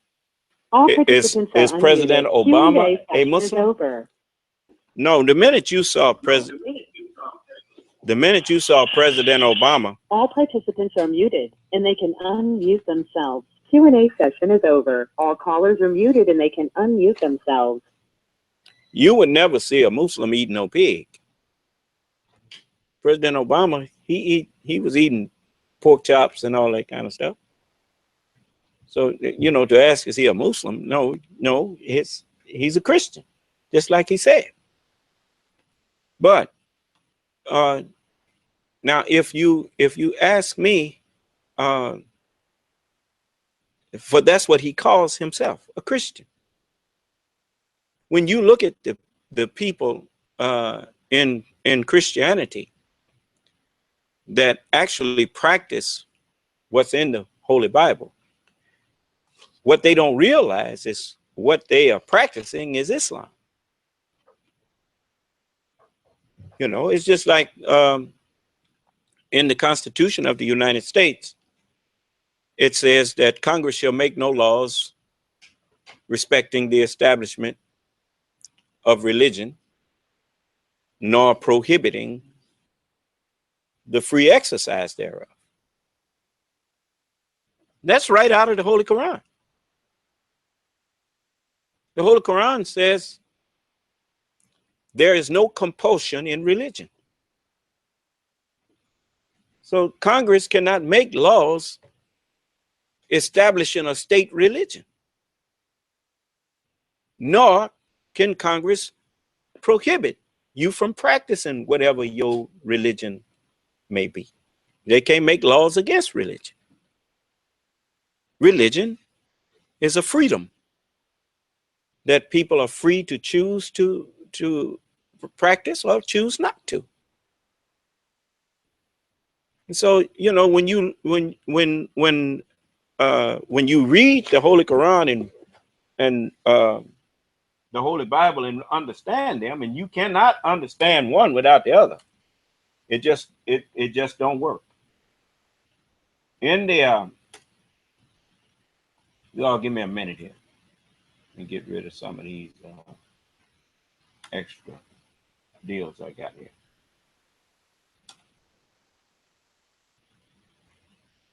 When you read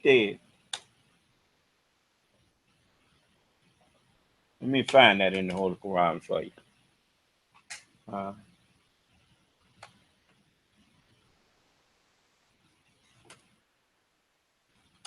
Pardon me a moment.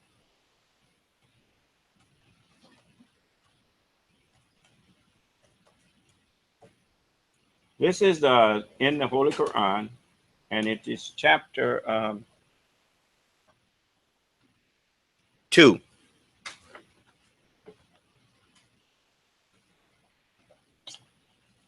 And verse 256.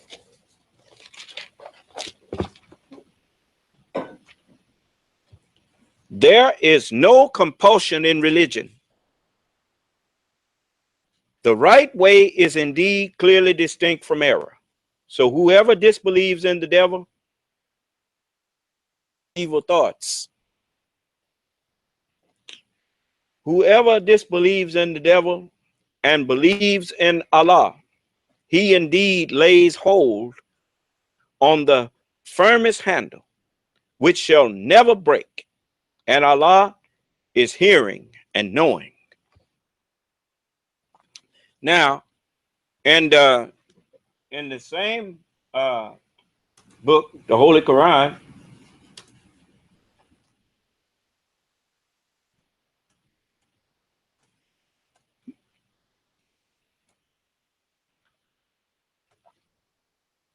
it teaches you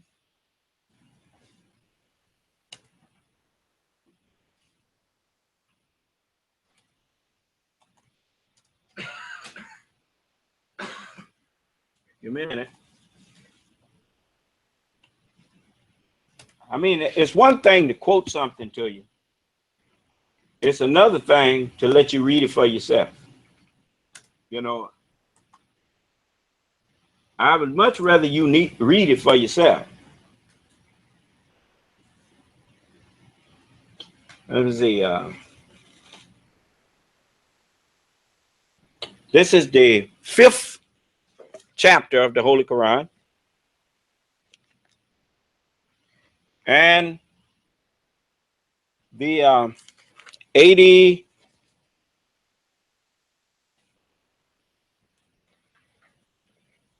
82nd verse.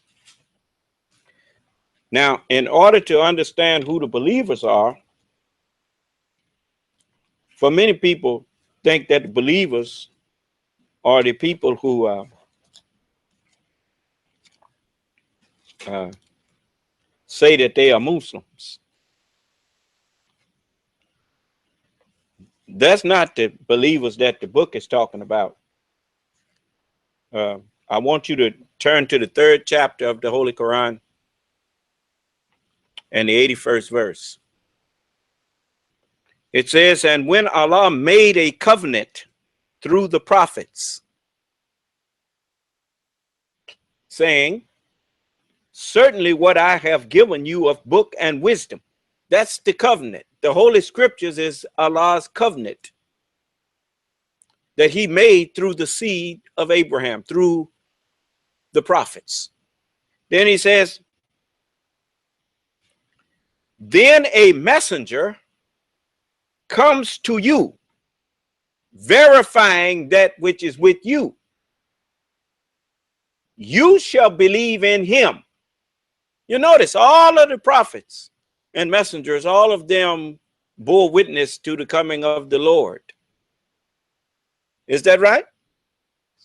Solomon said, trust in the Lord with all your heart and don't trust your own understanding. He said, lean not to your own understanding. Now that was Solomon talking. David said, wait on the Lord and be of good courage, and he will strengthen your heart. He said, wait, I say, on the Lord. Is that what he said? Jesus said, the Son of Man is Lord, even of the Sabbath day. Huh? And then David said, again, know ye that the Lord, he is God. Is that right? Closed his revelation with saying, say, I seek refuge in the Lord of men, the King of men, the God of men. Is that right? So Jonah said, I will pay that which I have vowed. Salvation is of the Lord. That's what all of the prophets said. So all of them believed in me. You don't know whether you believed in me or not. You know why? Because I wasn't here for one thing. And for another thing, you didn't understand the Holy Scriptures. So you didn't know whether you believed in them or not. So the ones who believed was the prophets and messengers. Now, let's go and read that 5th chapter and 82nd verse. It says, thou wilt certainly find the most violent of people in enmity, meaning in hatred and disagreement, against the believers, against the prophets. You find them to be the Jews. You remember that Jewish rabbi came in here and tried to tell me David was a homosexual? You know what they call Jesus? They call him a bastard. You notice the Jews that I brought in here, people who claim to believe in Moses, you notice they say they believe up to Malachi. They don't believe in the gospel.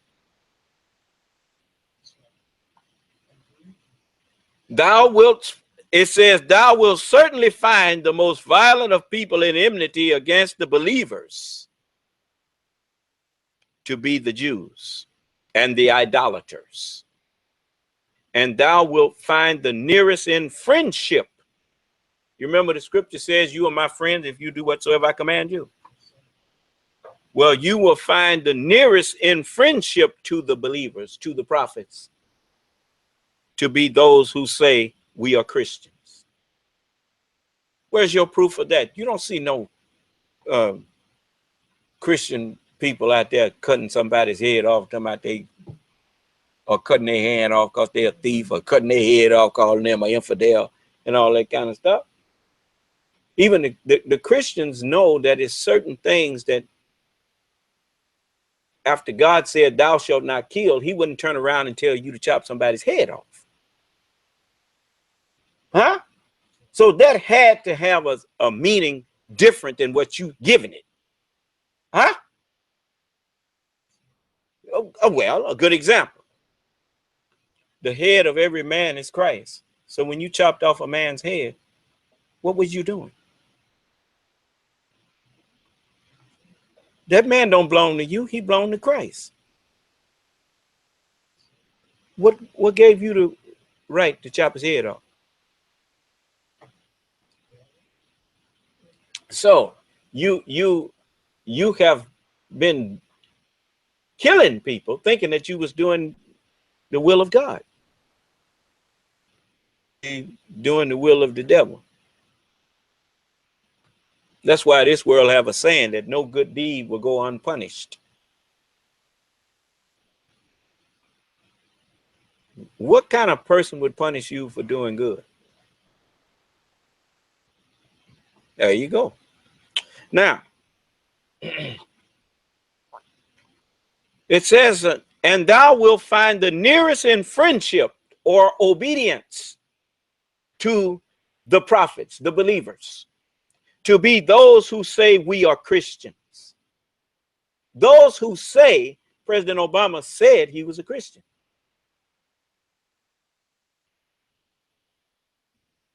Did he rush off to war to bomb people? Or was he always trying to figure out a way not to do so?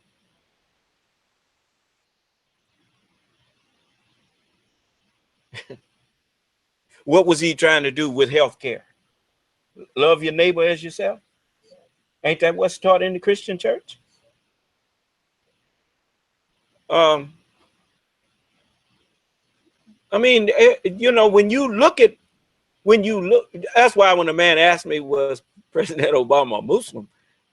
Well, no, President Obama he said he was a Christian. I mean, he didn't live by the Islamic eating laws and that kind of thing, but he was nearest to the prophets. America is nearest to the teachings of the prophets than all these countries that's claiming that they following them. Talking about following Islam, run around trying to murder somebody. That's not Islam. You want to kill a man because he said something you didn't like? Won't nobody jump on you for saying the hell with Jesus. Jesus didn't teach nobody to go jump on nobody. Muhammad didn't teach on nobody teach on you to murder somebody because they said to hell with Muhammad.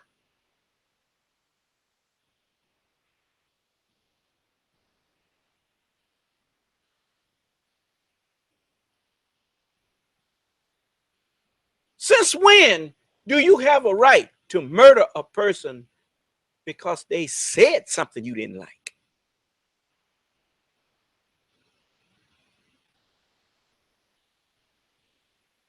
No, I don't particularly like people coming in here cussing at me.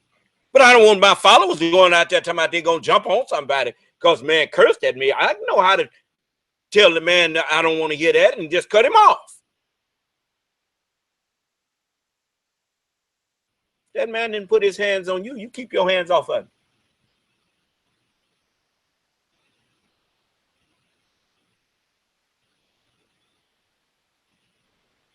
The book says their mouths are filled with cursing and bitterness. And it didn't say, so therefore kill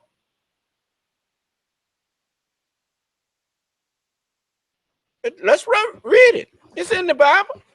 Let's see here. Let me find it for you.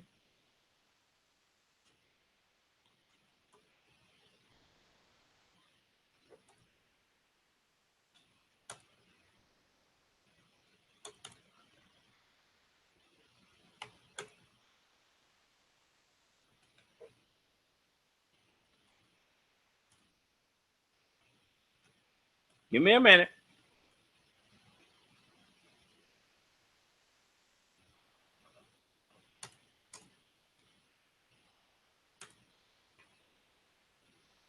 This is over in the book of, oh, dang. Just a moment.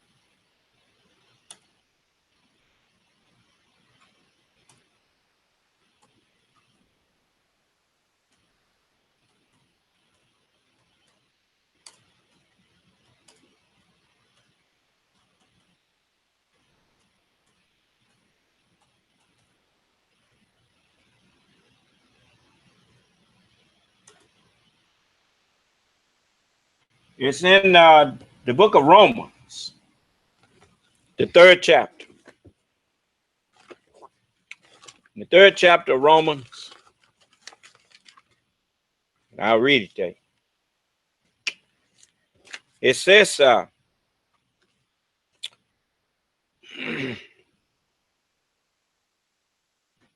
going to start at the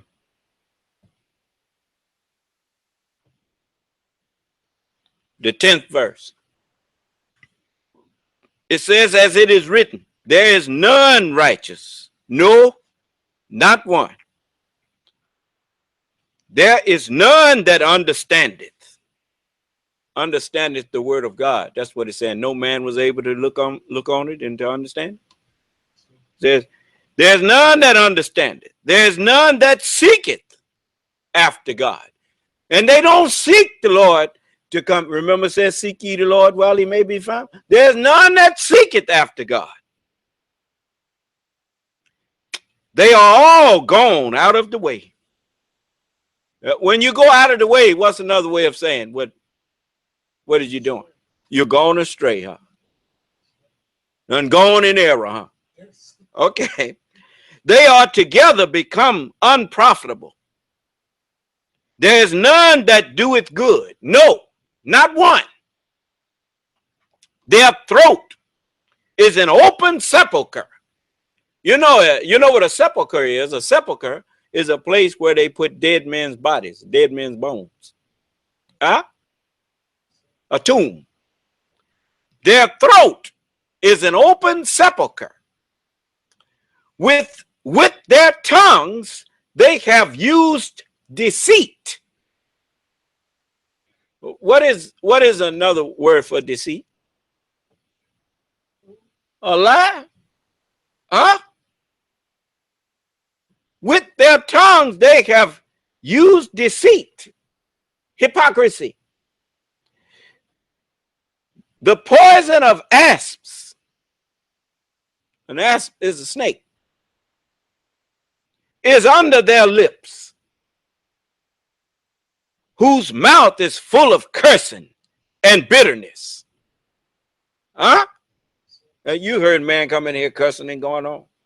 Huh? Yeah. Mouth filled with cursing and bitterness. And it says, and their feet are swift in running to mischief. Their feet swift to shed blood. Huh? And the way of peace have they not known. The true understanding of Islam have they not known. That's why the Holy Quran, it says to them that the dwellers of the desert, that's Iraq, Iran, Syria, all them desert countries, right? The dwellers of the desert say that we believe. It tells me, it says, say to them, say you believe not, but say we submit. Remember I told you anybody that's not submitting to me is not a Muslim? I told you that. They don't want to argue that with me because they ain't got no argument. I can take them and show it to them. Allah said, I'm going to create a mortal because there ain't none righteous, not one. So Allah said he's going to create one. Remember I told you to point out the evil in me that you found. Point it out. What's wrong with me? Come on, this is your chance. Tell the people what's wrong with me.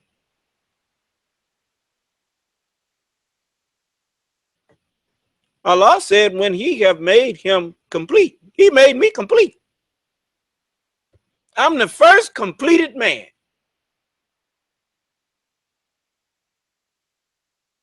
Just like you heard the young man this morning that I was interviewing, he brought that subject up.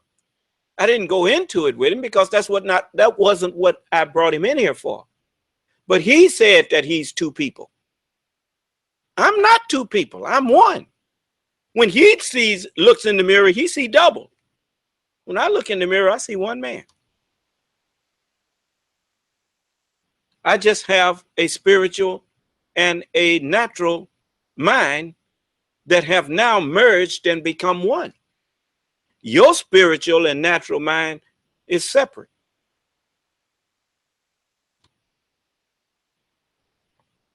You never was able to bring them into oneness. That's what the Holy Scriptures are. They are the other half of the mind of the devil. How many of y'all, well, y'all ain't no Trekkie fans, but I used to look at Star Trek. I remember once Captain Kirk got separated from himself. And he had his evil evil side and his good side. And they couldn't get along without each other. You see? You know, so that's the truth. You know, you know, I need to be able to, I needed to understand the physical creation and the right of a human being to defend itself and the duty of a human being to fight back if he's fought against. And however they fight you. But at the same time, the spiritual aspect was saying, thou shalt not kill. So the two didn't look like they could mesh. But when the Honorable Elijah Muhammad began teaching me, he taught me a simple truth. He said, look, Allah teaches us at the end of every meeting, this is what was said in the temple. The Honorable Elijah Muhammad teaches us to never be the aggressor upon any man. Always go in the way of peace. But if you are attacked, then you fight with those that fight with you. And when they cease, if and when they cease fighting with you, you cease fighting with them. Now that's a perfect teaching. Ain't nothing you can do with that. And the only one who would try to get you to do something else with that is a devil. How you gonna condemn a man for defending himself after you attacked him?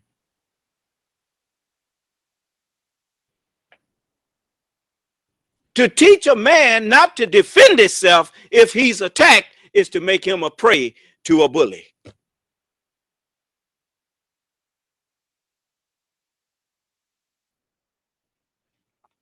So no, I will never aggress on nobody. If a man just talking, you ain't got no right to go there and bust him in the mouth. Man just talking. Talk back to him or leave him. Leave him standing there. But if he put his hands on you, you try to see to it he don't put them on nobody else. That's where you do that. Okay. So, yes. Adam 09 asks, why is Farrakhan saying the Nation of Islam leader? But he didn't say that in 1975. The reason Farrakhan saying he the Nation of Islam leader now is because he thought it was convenient, and a lot of people put him up to saying that. The reason he didn't say it back then was because he know the messenger didn't appoint him as no leader or nobody. The messenger actually said to Minister Farrakhan, I heard him say this myself. He said the messenger told him, brother, don't change the teachings after I'm gone. Now, why would he tell him that?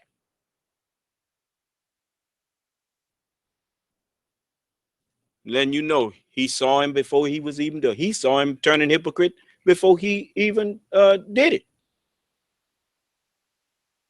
Why would he tell him, don't change the teachings? Because the messenger had already told you. I remember a brother asked the messenger once. He said, I'm old Detroiter.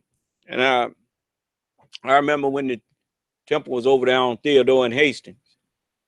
He said, and I want to know, is this the same thing or is it something different? The messenger said, no, we don't change Islam. He said, we grow into more knowledge of it, but we don't change it. You notice, ain't nobody accused me of changing the teaching.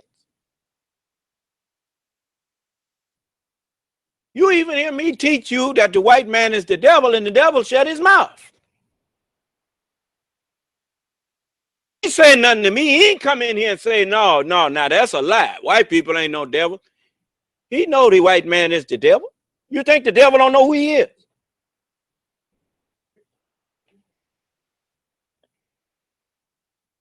But he knows that I know the rest of it.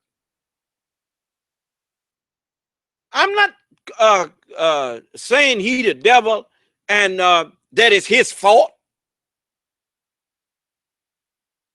It amazes me how people, they say that we made them. We made the white man, right? And we made them devils. Then why are you trying to punish him for being what you made him?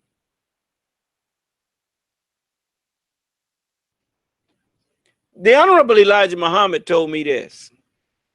He said, now don't go blaming them for what by nature the nature of the knowledge that you put in them. He said, blame yourself for putting it in him. That'd make all the sense in the world to me. So I'm not blaming them. Like I said, I forgave everybody for what you did before I started speaking to you. You couldn't have did righteousness if you wanted to. Even when you thought you was doing good, you was doing evil.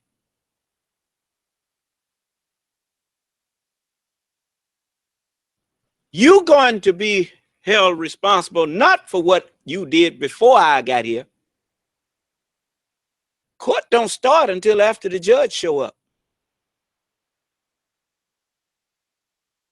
Or did you go to a courtroom and it was going when the judge wasn't there?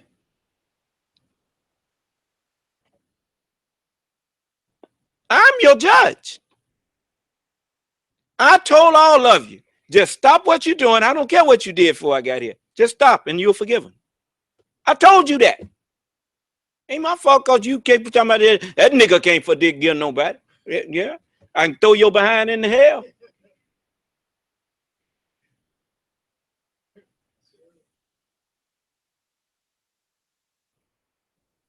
And done threw some in there.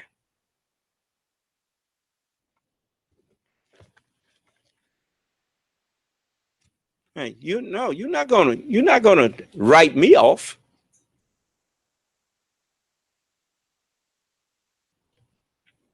So it's written, said, if I had not come and spoken unto them, they had not had sin. How can you blame a man and hold a man accountable for what he did not understand? That's not justice. So you didn't understand the Holy Bible and you didn't understand the Holy Quran. So you are forgiven. Understand. But now, I've been teaching now for 41 years. Ain't nobody that can claim they don't understand me. So now, you can be judged. And you being judged.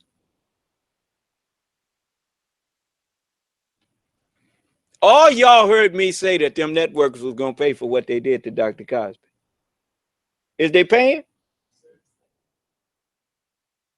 All right.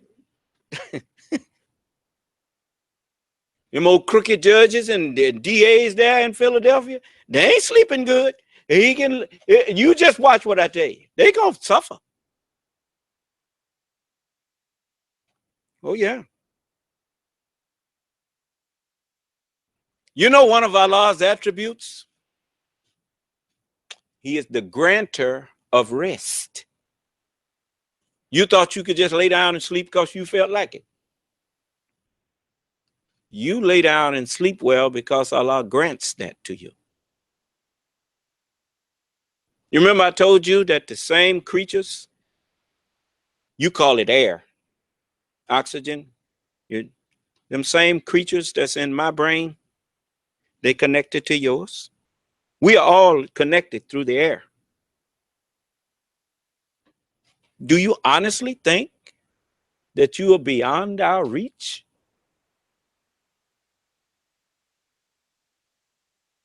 No, you ain't beyond my reach. I can make life pretty tough for you. I can make your life miserable by just thinking about it.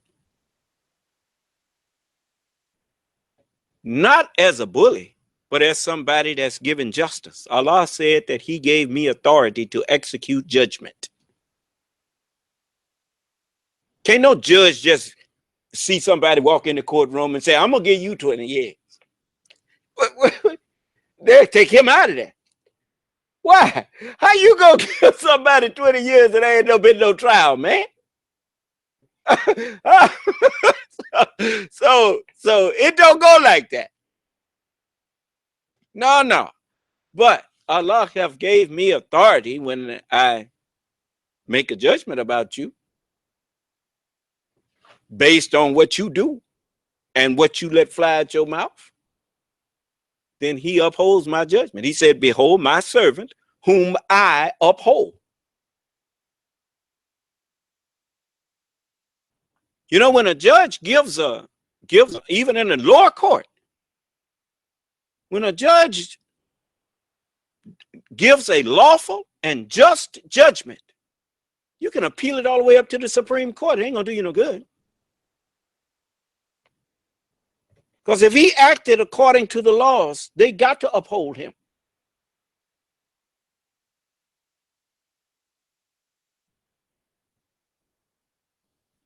You know what I took away from you? I took away your right to accuse me of being unjust. I took away your right to accuse me of lying. How did I do that? See, you don't even know why I told you to. What evil do you find in me?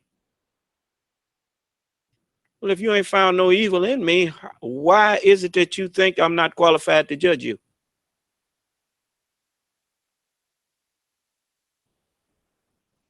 You don't even know white people say they think I hate white people.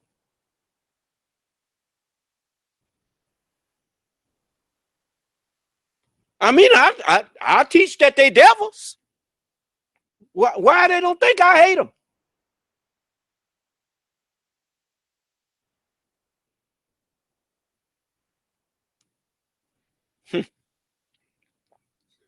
Yes.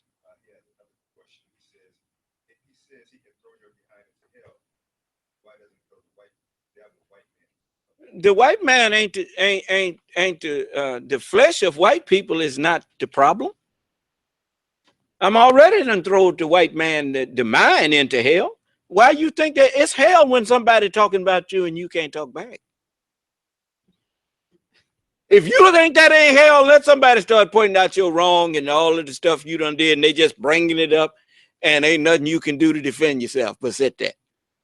That's hell, brother. Is that hell? You know, sometimes, ask some of these sisters, sometimes the sister can be running her mouth and be telling that man all about some of the stuff he done, and boy, he's sitting there trying to, and he want to buzz her in the mouth. Is that right? Why? Because it's hurting. Because it's true and it's against him.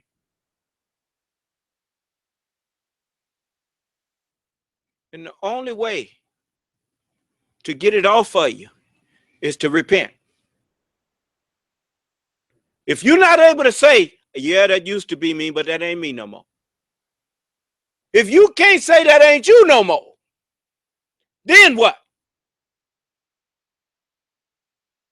It's hell.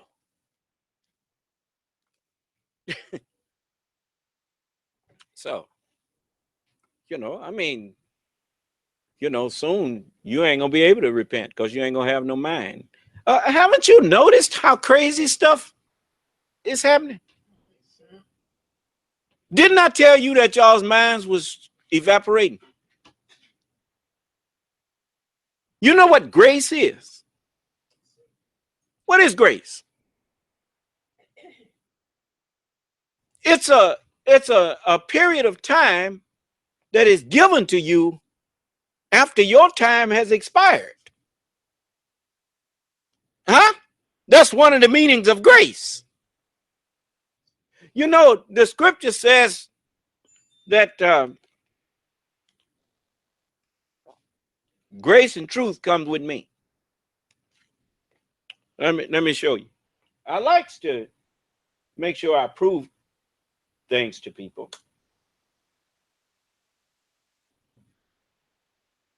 And by the way, I was told to cast into hell every ungrateful, rebellious one. You see? Okay, let's do the ID. Boy, these hours going by like minutes, ain't they? Yeah. You're watching W33BY, Detroit, Highland Park, Michigan. FM 88.1 WHPR, Highland Park. WVIE 107.3 FM Charlotte, Amalia, Virgin Islands. So you see, the Holy Quran, it teaches me. It says, cast into hell every ungrateful, rebellious one. You see, and you couldn't be ungrateful until I brought the truth to you and gave you the opportunity to show that it's not the truth.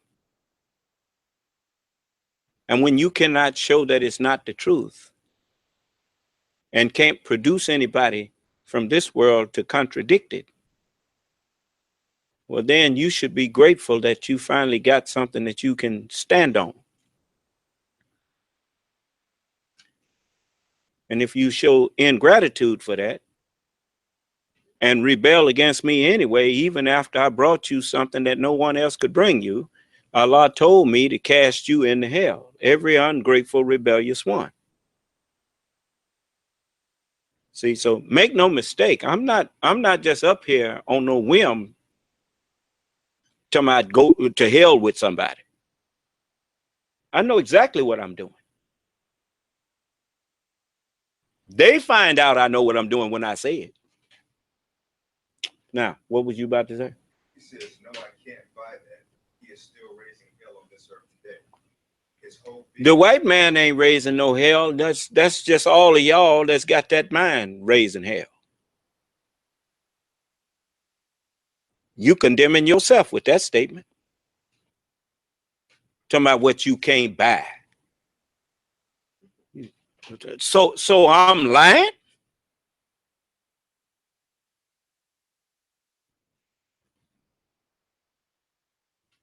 He's talking to me through typing. Sound like you the one that don't want the truth.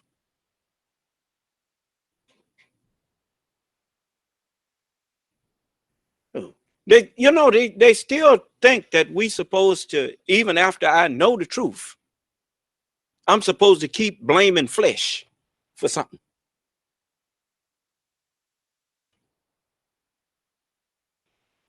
The white man's flesh ain't nothing but flesh.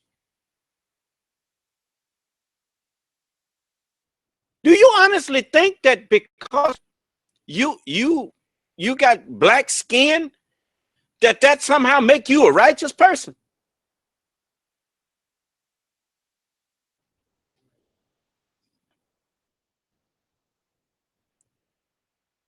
See, that's the kind of mind that I'm here to get rid of. You either gonna change or you ain't gonna be here. Now, that's just all to it, man. You still want to, he keeps talking about they doing this. Is the white-skinned people the only people that's doing evil?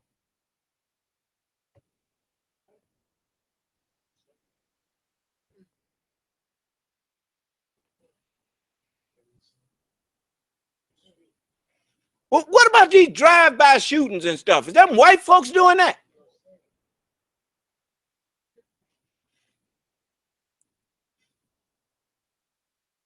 It's about they doing it.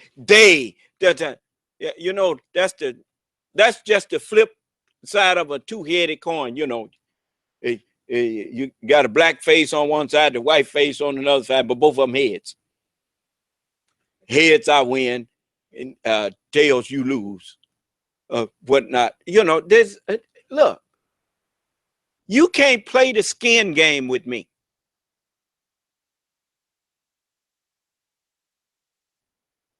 A judge, in order to be just, he has to have no respect of persons and titles and all of that kind of thing. The judge has to go by law. I have to go by the word of God.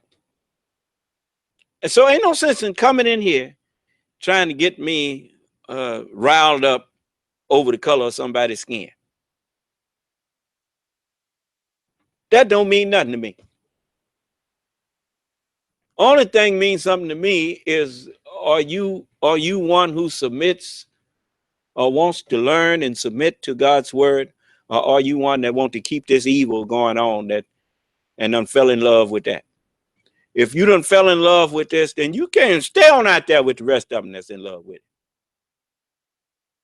And those of you who want something better, you get yourself in class. When I'm teaching, you come to class, you bring your Holy Bible and Holy Quran, and you learn. You come in here and listen and learn, and you are gradually being changed to a righteous person. And the rest of them, let them stay out there and kill each other if that's what they want to do. That's I ain't got no time for that. All these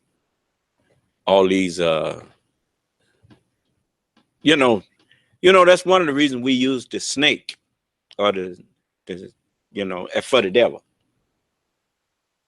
Because a snake, he actually can crawl out of his skin because he get new skin. The mind that we put in white people have crawled out of them into black people, into yellow, into brown people. It just done slinked and crawled into everybody. Now ain't nobody righteous. None. And all of them looking at everybody else, somebody that look at that ugly brown thing, that look at that ugly yellow thing, look at that ugly white thing. And all of them ugly. To God.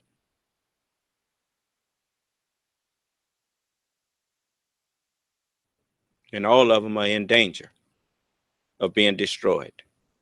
If I can't save you, you're already on the list to be destroyed. You see. What country is he in? He's here. I told him to call in. He's telling me he don't have that. Send him the link where he can use his computer. You also had another question from someone else. What is it? His name is Saul Handy. He asked, are you sharing with us that you are Allah, the supreme God? I'm the supreme being. Yes. That's what I'm sharing with you.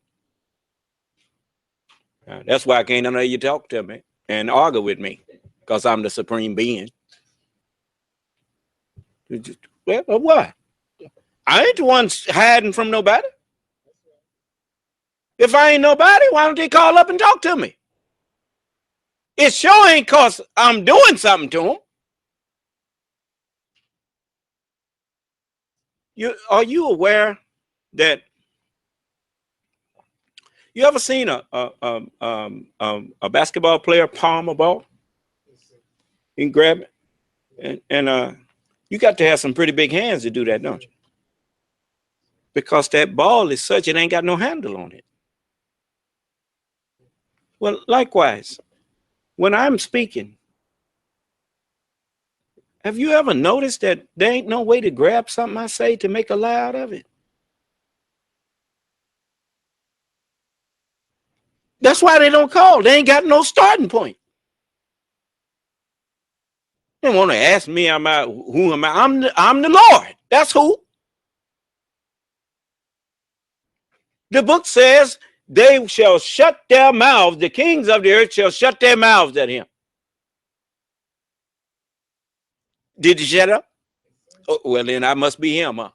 Yeah, all right. Yeah. You see, they so used to people lying to them And they so used to lying. See, he thought that question was going to make me say, no, that ain't what I'm saying.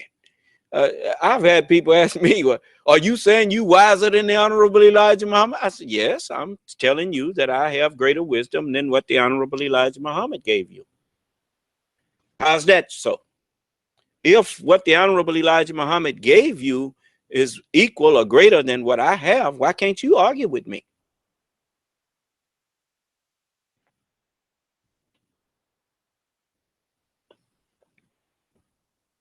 You see, you want me to now deny myself because you want to deny me. So you want to get me to deny me.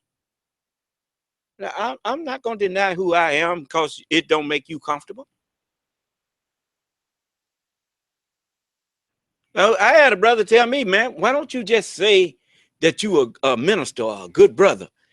And you get a lot of more people.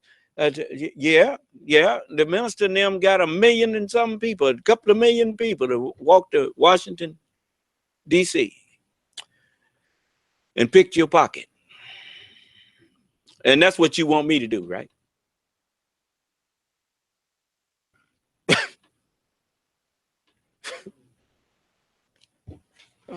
No, I'm not going to deny myself.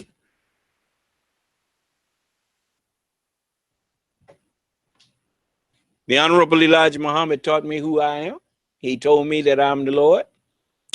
And he told me that I'm God. And I believe it now.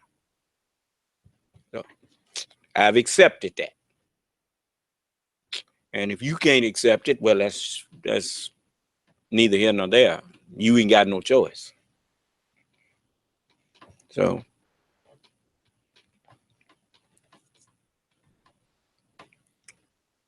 you always got people who think that they need to test you. You know what the book said about that? It said, thou shalt not test the Lord thy God.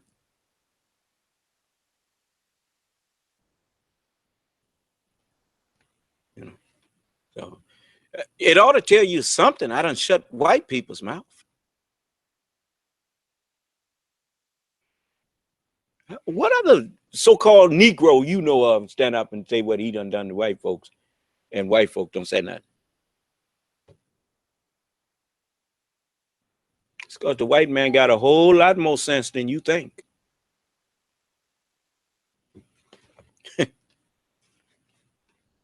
He don't think it's beneath him to recognize God. You the only one think that you the one that bought into the lies that he told you that the black man ain't nothing. That's why you don't think nothing of me, because you don't think nothing of yourself.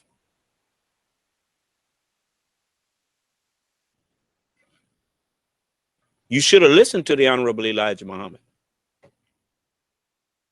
Well, I'll let you hear him saying something else while you trying to think up a comeback. I know I offended you.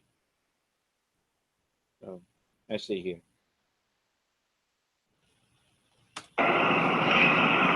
Behold, I make all things new. This is what the scripture prophesied of the God that for the first time that you witnessed seeing him in person. See? He's telling you, for the first time you witnessed seeing God in person. Well, that's what he just said, wasn't it? When did you ever witness that?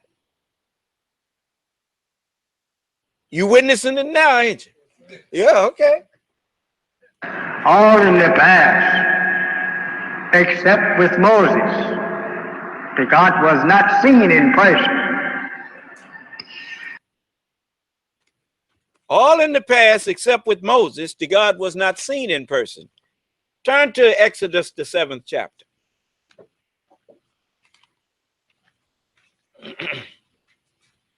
Aaron saw God in person. Look what it says. The 7th chapter of Exodus. And the Lord said unto Moses, see, I have made thee what? A God to Pharaoh. And Aaron, thy brother, shall be what? So who was God? According to the book. If they hear not Moses and the prophets, now should they believe me. If they believe not Moses, Moses was God. See, you scared to say it and looking at it. I ain't scared.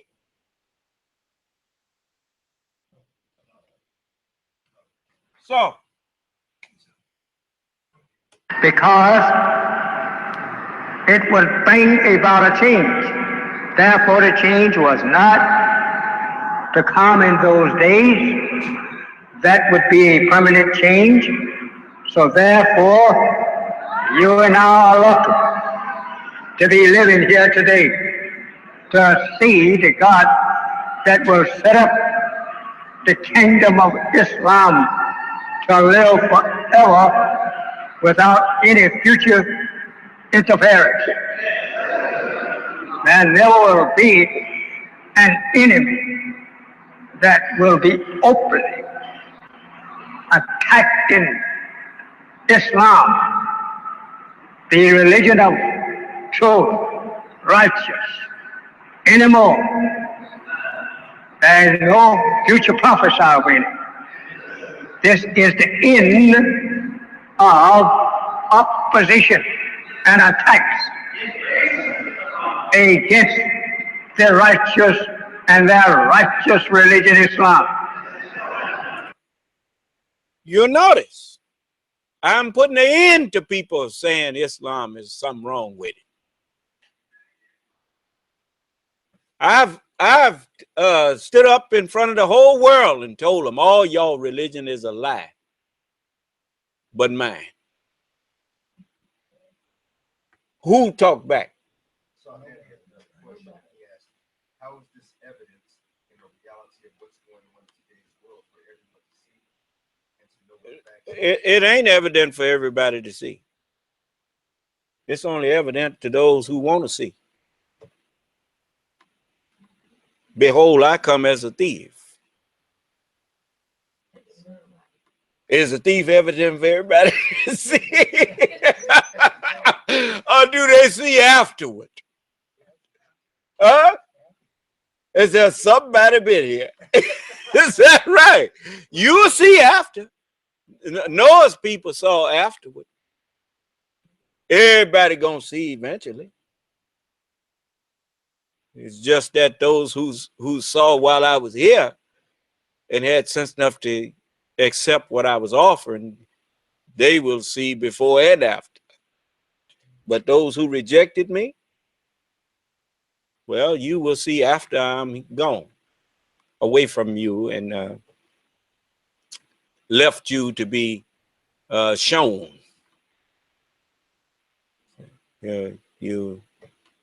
You should have believed while I was teaching. You know, you're talking about reality. Reality is I done call everybody's religion a lie, and ain't nobody came out to say different. That's reality. So if you didn't see nothing else, you saw that. And you never thought you'd hear that. I know y'all was saying, oh, they gonna get him now. What is it now, brother? He says, where's the man, the messenger, constantly refers to as Allah? Okay, the person. Master Farad Muhammad, the messenger, was asked that question. He said, the brother asked him, why don't you just sit out here, brother? And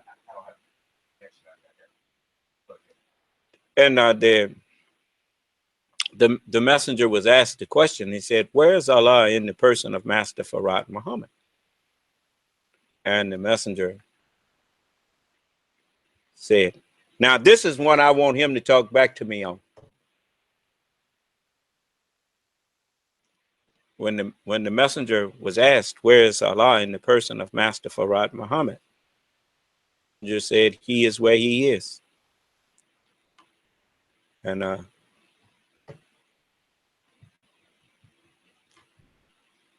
he said, are there any more questions?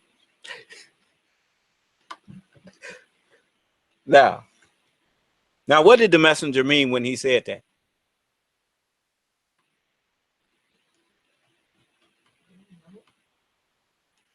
I want to hear from the man that asked the question. You know, a lot of times people think that they, in Jesus' day and time, you had scribes and Pharisees used to come up asking him questions. And they asked Jesus once, it says, "Dear, by what authority are you doing these things?" And Jesus said, "I will answer you." He said, "But you first answer me. The authority of John, was it of God or was it of men?" And they wind up saying to Jesus, "We can't tell whence it's from." And so Jesus said, "Well, then neither tell you by what authority I do these things. Since you can't tell which authority John was from, so what are you worrying about mine for?" Do you understand? But Jesus tuned up on them like, we do. What a person sometimes says and leaves out, what they left out tells you more about what they're thinking than they realize.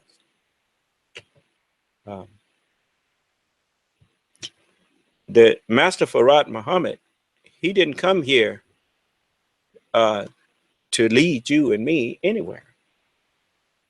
He came to fulfill a promise that he had made about sending Elijah before I get here, before I start standing before you. As it's written, the Lord God said, he said, "Send you Elijah the prophet before the coming of the great and dreadful day of the Lord." You see? So Yaqub, he kept his word.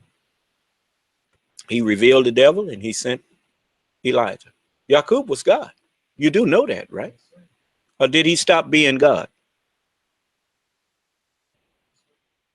Last I heard, he was God. Well, God came in the person of Master Farad Muhammad. But not my God.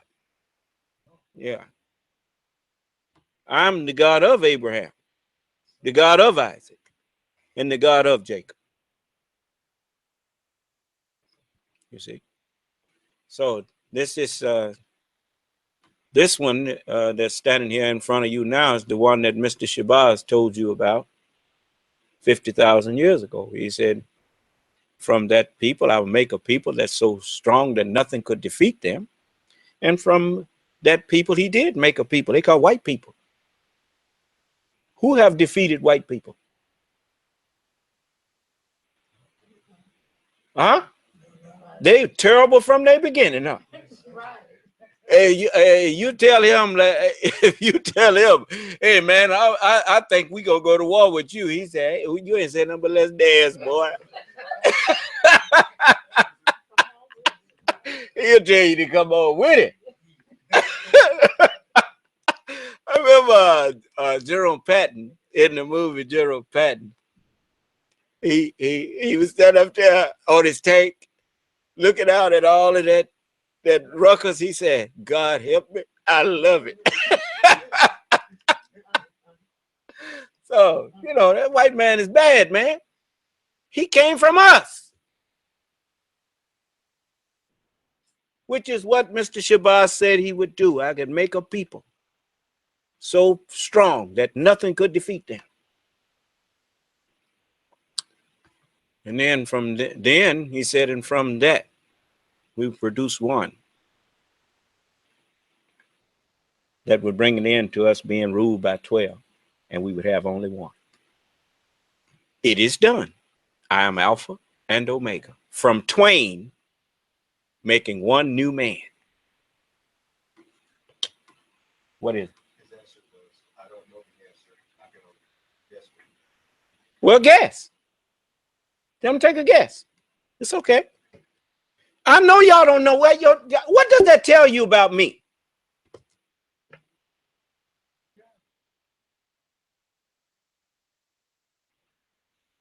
I can ask you question after question that you can't answer. It's not that you don't have it in you. You just don't know where to find it. I mean, what? It's oil all through the earth. If you know where to find it. Do you understand? I mean, I'm not trying to tell you, I'm not trying to make fun of you. I'm trying to stop you from making fun of me.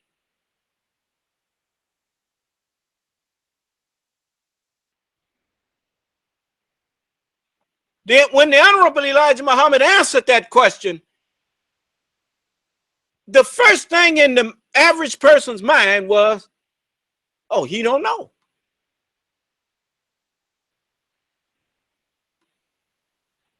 Well, that's what that means to you. He don't know, right? Yeah. But that ain't what it meant to me.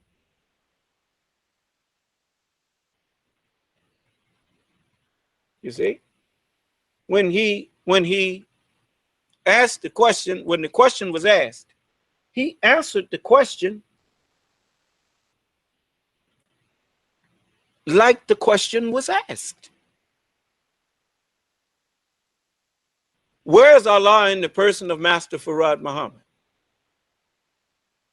He said he is where he is. He, Allah, is wherever Master Farad Muhammad is. He is in his person wherever he is. Is that the truth? Yes, it's the truth. It don't mean I don't know where he at. You ask, where's Allah in the person of Master Farad Muhammad? Where he is, where he is. Wherever Master Farad Muhammad is, Allah is there in his presence. But he also, this is for those who try to claim that they're looking for him to come back. He told the messenger, he said, okay, Elijah, you don't need me anymore. Do you know what don't need me anymore mean? What do that mean?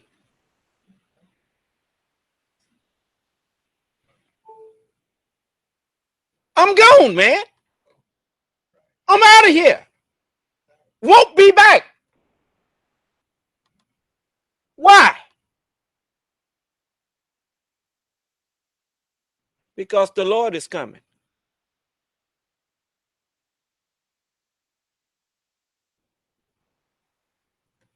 I only brought you this. Now you go there and find the one that you can teach this to. That's the one that you be looking for. The messenger said, this teaching will rise the powerful son of truth. And said nothing about Master Farad Muhammad coming back here. And so, you know, your problem is you don't want no savior that look like you. And then bye.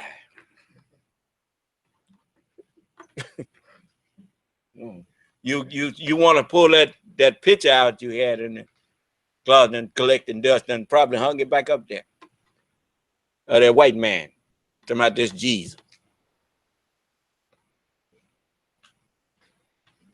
Oh yeah.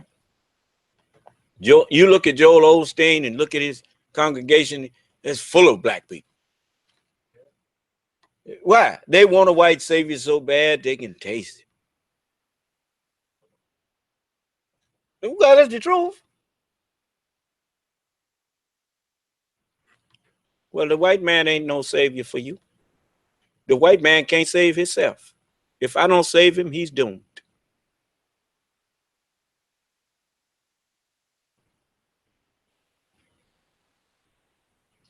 I mean, look at the way this thing going. What is it? A statement and a question. Read the statement first. I might not let him ask no question. Go ahead. Let him. My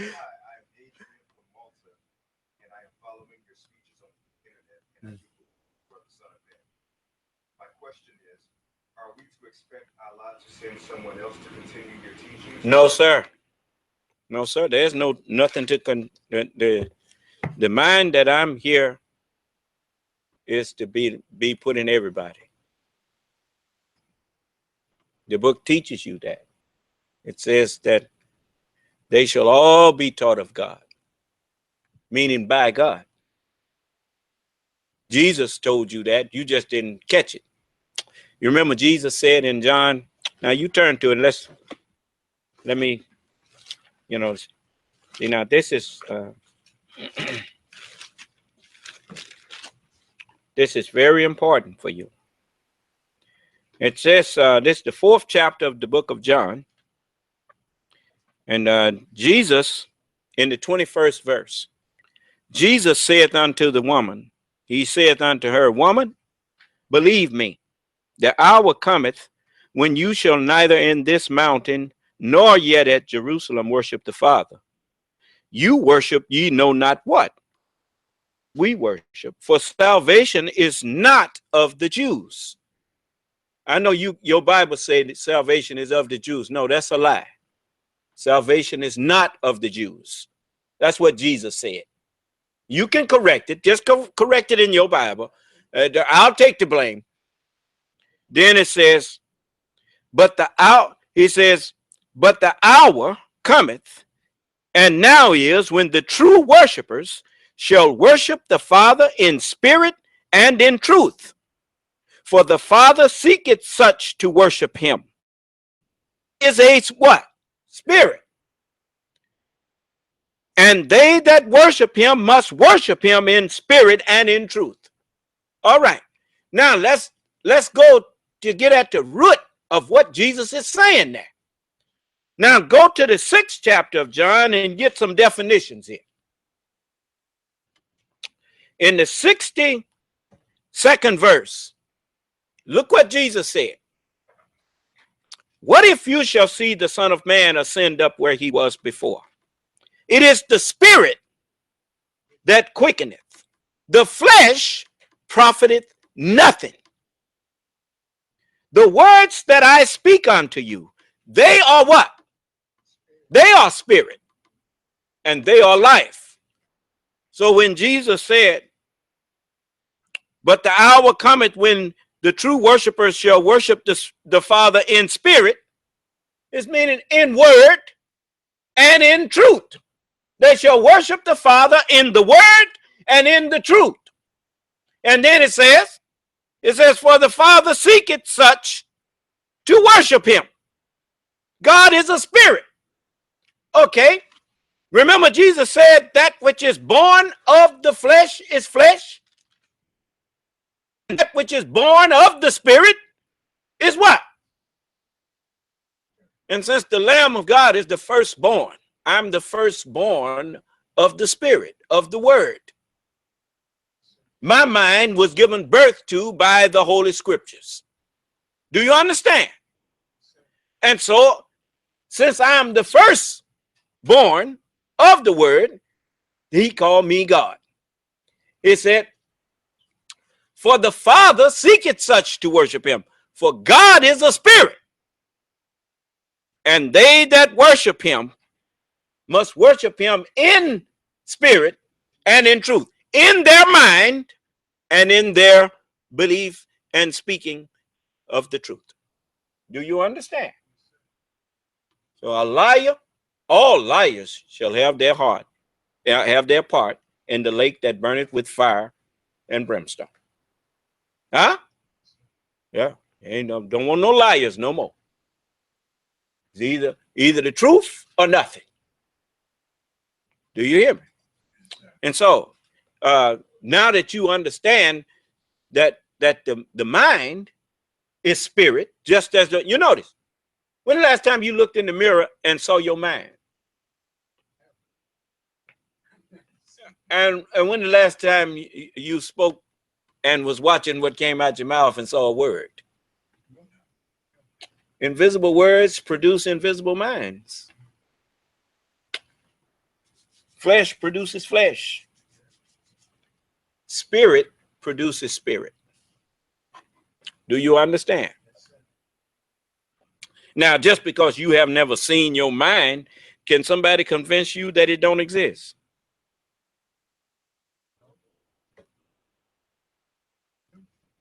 Well then, now you understand that you can see God, but not with the physical eye.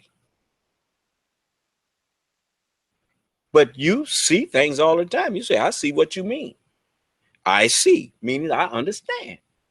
Is that right? You see? And every time you speak, you are word shipping whatever mind is in you. You are shipping words from that mind. You see? And as Jesus told the devil, when the devil tried to get him to submit and let him teach him, Jesus said, get thee behind me, Satan, for it is written, thou shalt worship the Lord thy God, and him only shalt thou serve. You see? And means you have not been successful passing your knowledge back and forth between yourselves, among yourselves, worshiping yourselves. The minute you start worshiping me, the mind that's in me, the mind that's in this flesh, you start passing that around, then pretty soon you have peace everywhere. You have prosperity everywhere. Because greater is he that's in me than he that's in the world. If that wasn't so, then the world and all of you together ought to be able to come up with an argument that I can't deal with. Produce an argument that I can't refute.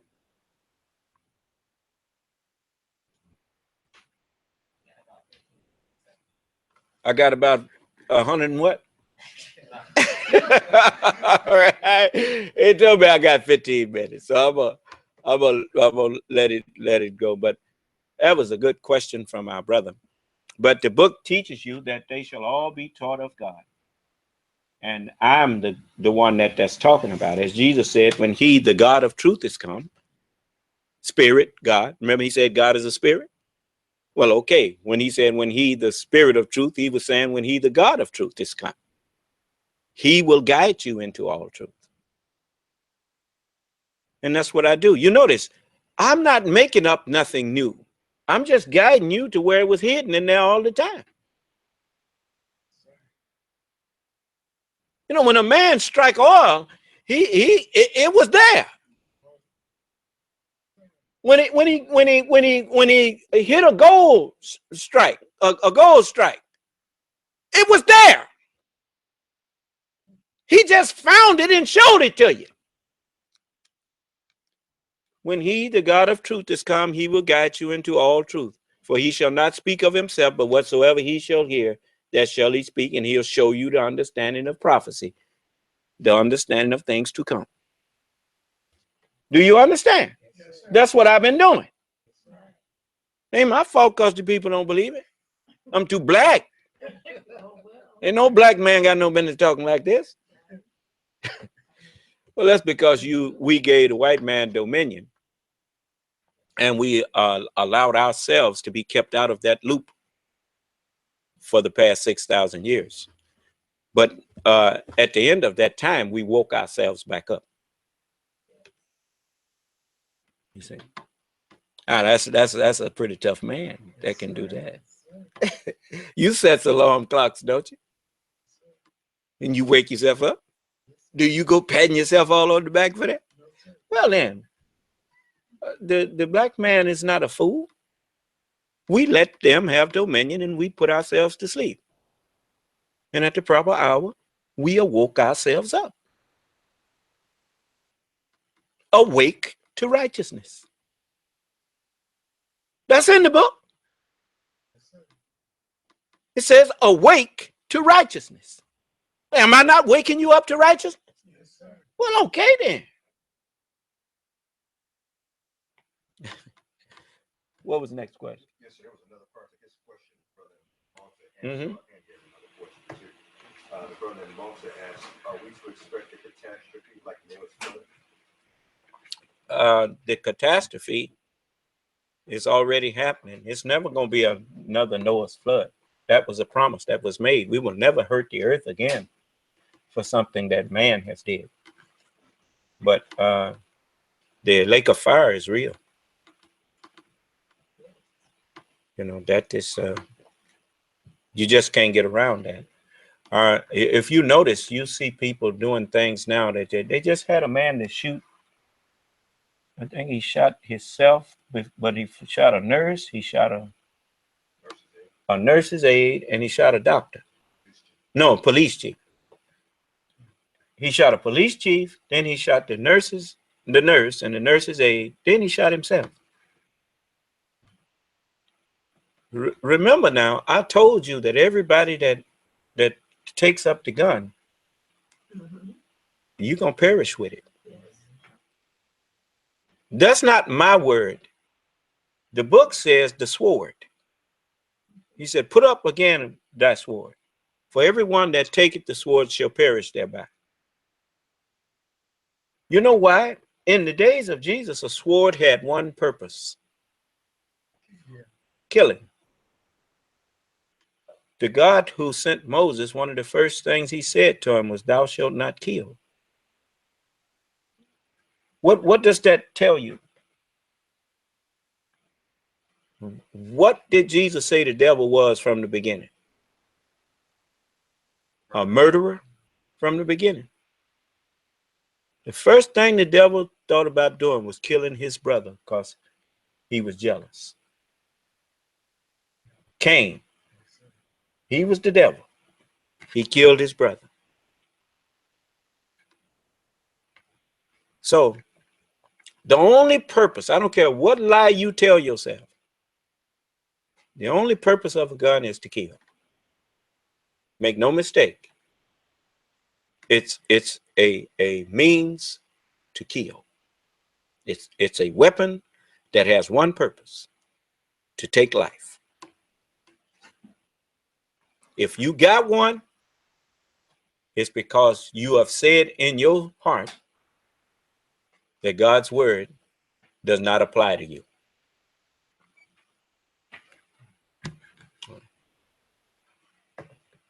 So now you wake up one morning, just like that man you supposed the day before that he thought he was going to kill himself the next day. No. Yeah. You know, when Allah decides that he's tired of your foolishness, he would just dismiss himself from your life. I know you think that you have the capability of love and all of that kind of thing.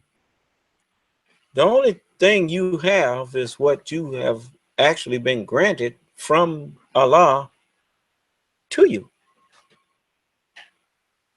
God is love. When you invited Allah out of your life, you invited love out of your life.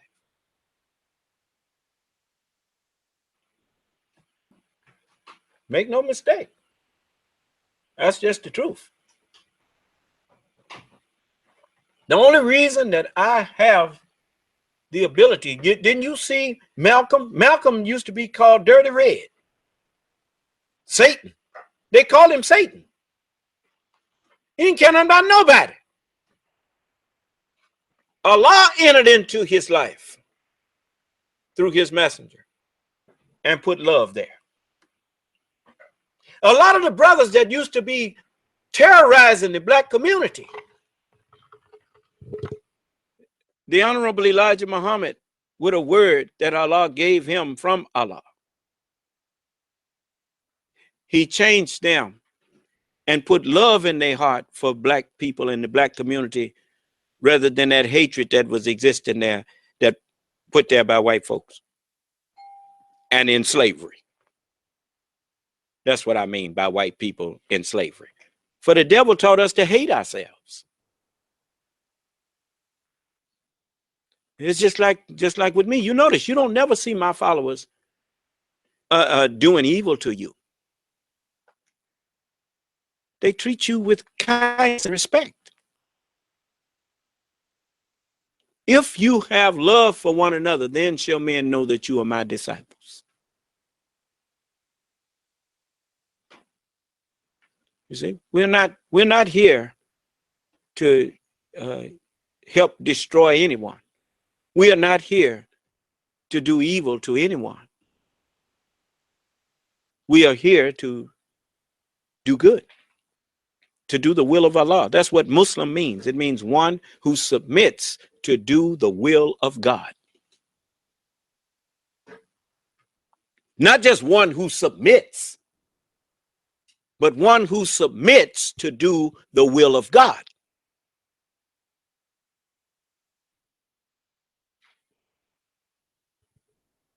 So that's what we are about. Yes. Saud Handy asks, I would like to know what is happening with the mother plane. You'd like to know what's happening with the mother plane? No, you wouldn't. You just think you would. The minute you see, as the messenger said, the day you see that plane, you better make haste. That plane wasn't, contrary to what Minister Farrakhan and all of them been telling you, that plane wasn't built to save you. That plane was built for one purpose: destruction.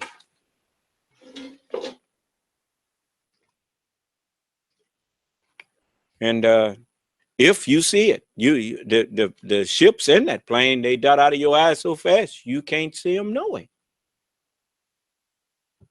That's what the messenger told you. And there's a spiritual side to that too. So, but you know, this is going to be a lake of fire here. So the book says that. It says, you remember Krakatoa? You heard of it, right?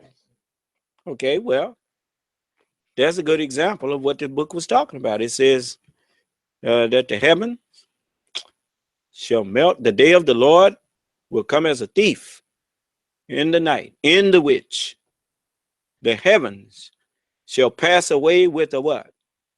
With a great noise. And the elements shall melt with fervent heat. And the earth and the works that are therein shall be burned up, saith the Lord of hosts. That's what he said. I can't change that.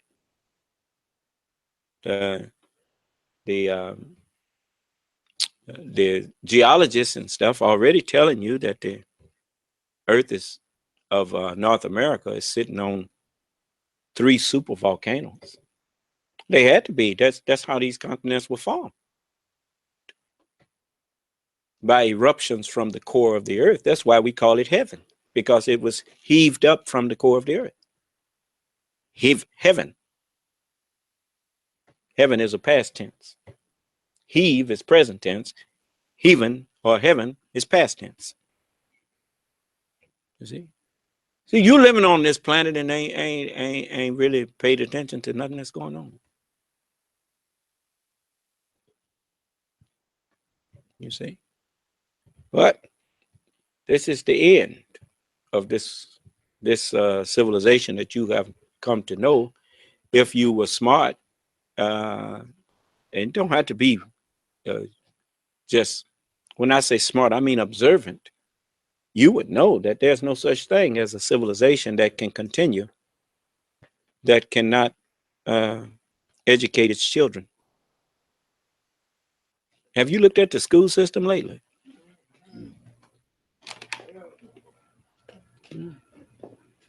Y'all through.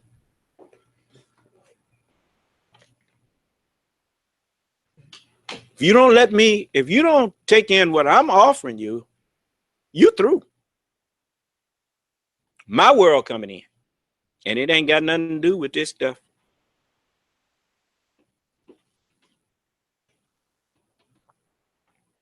You know. So it's time now to get right. Get your mind right. Stop sitting around hating people. Stop sitting up trying to figure out a way to do harm to anyone. Get in these classes and start practicing what you want to be. You want to be good, you got to practice doing good.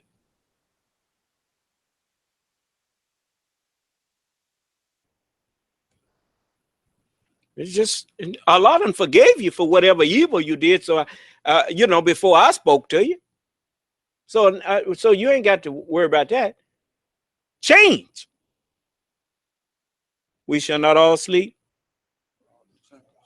but we shall all be changed. Any more questions? Yes, sir. Studio question. My question is in a part of the statement with the like everything, even from computer cables, you'll get messages saying that state of California has determined the chemicals on this computer can cause cancer. So you get the computer cables, and then you got a number of other products. We walk in the store, every product you pick up, 90% of them or more says made in China. So aside from money, I think you just answered the civilization is over with, but why would they import so much toxicity and poison as opposed to just making it here? Well, what's going on with that is that's part of the demise. See, America didn't just start falling. America started falling way back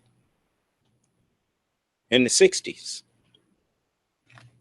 And even before that, the Honorable Elijah Muhammad was teaching on the fall of America way back then in the 30s.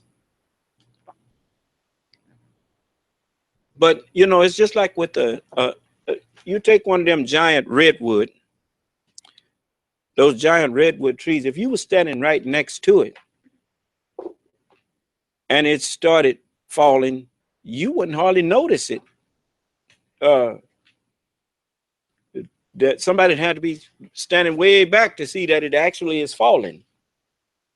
You'd probably think it was just swaying in the wind, but it's just that big that if you up under it, you wouldn't know that it was falling. But I can see how far America has fallen. Most people that are young, they don't know what America really used to be. America wasn't called great for nothing. Babylon the Great for nothing. That's why when it says Babylon the Great is fallen, it repeats it. It says it's fallen. Yes, you heard me right. It's fallen. It didn't say it's falling. It says it's fallen. You know, a woman that may have used to be chaste, or a woman that used to be dignified, and you see her out there prostituting herself, you say, "Boy, she done fell. She's a fallen woman." You understand? So America, I remember when I was growing up, you could not, you couldn't come on the television half nude. You couldn't get on the television and or the radio and cursing and swearing at people and all of that kind of thing. You had to conduct yourself properly. When you went to church, you very seldom, women may have had powder on. They put powder on their face. And they wouldn't come in there with no lipstick. If you had lipstick on, you couldn't be in church. They put you out of there. And wasn't no smoking. Didn't no preacher smoke.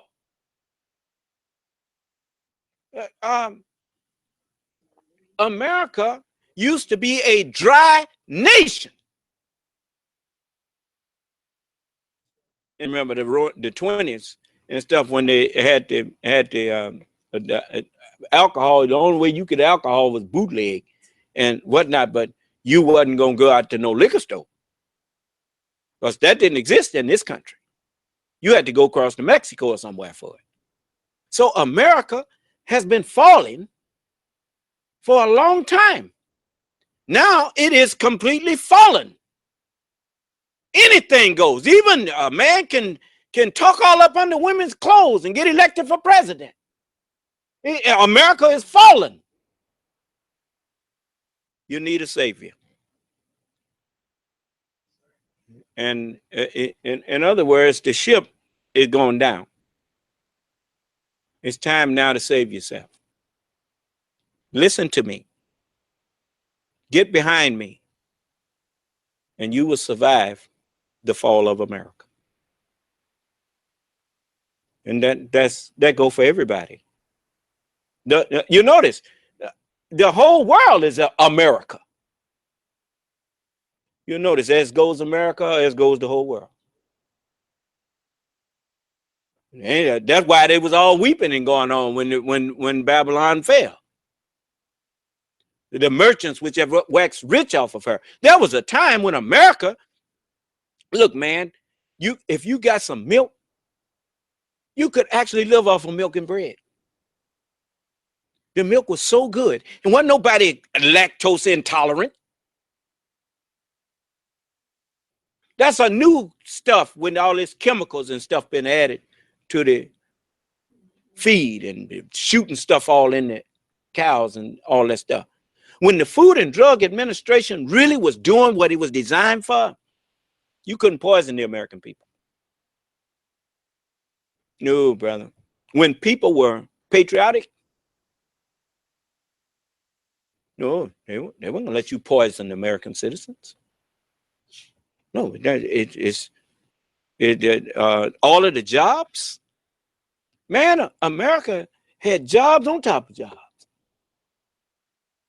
Because America, up until around, I think, President Roosevelt, America wasn't even dealing with the rest of the world. They had what you call a closed door policy. Y'all mind y'all business and we gonna mind ours. That's what America was. The open door policy, I think, started with President Roosevelt. That was before my time, so I don't know if I remember that correctly or not, but I remember the term open door policy. And once they started dealing with other nations and started doing what George Washington warned them against, getting too friendly with this nation and wind up getting embroiled in turmoils that didn't have nothing to do with you, but your friend done pulled you into something. He warned them about that. They didn't pay no attention. So anyway, now look at them.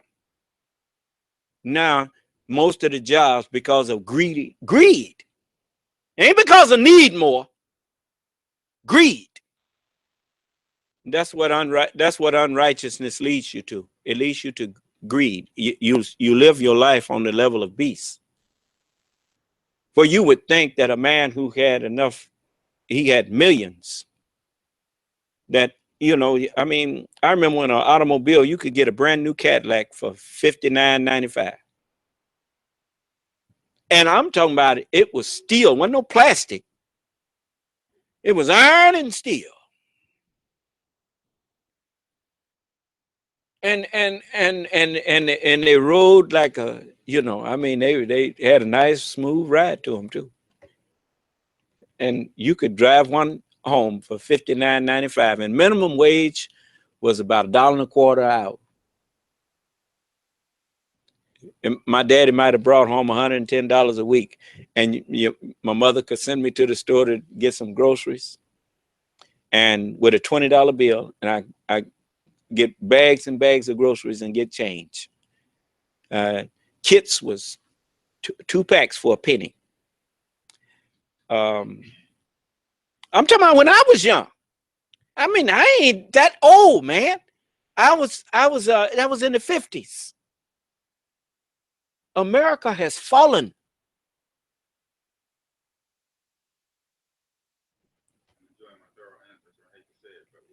We out of time. All right. I'm sorry. I can't keep on putting it off. I got to get out the way. It's other people coming on. Tell them I'll be on tomorrow, and they can ask me in the conference room. And if it be available here, maybe I come up here too. So, but we got to get out the way. And it's nice to have a class that you don't want to leave, ain't it? Yeah, all praises due to Allah. So I look forward to talking.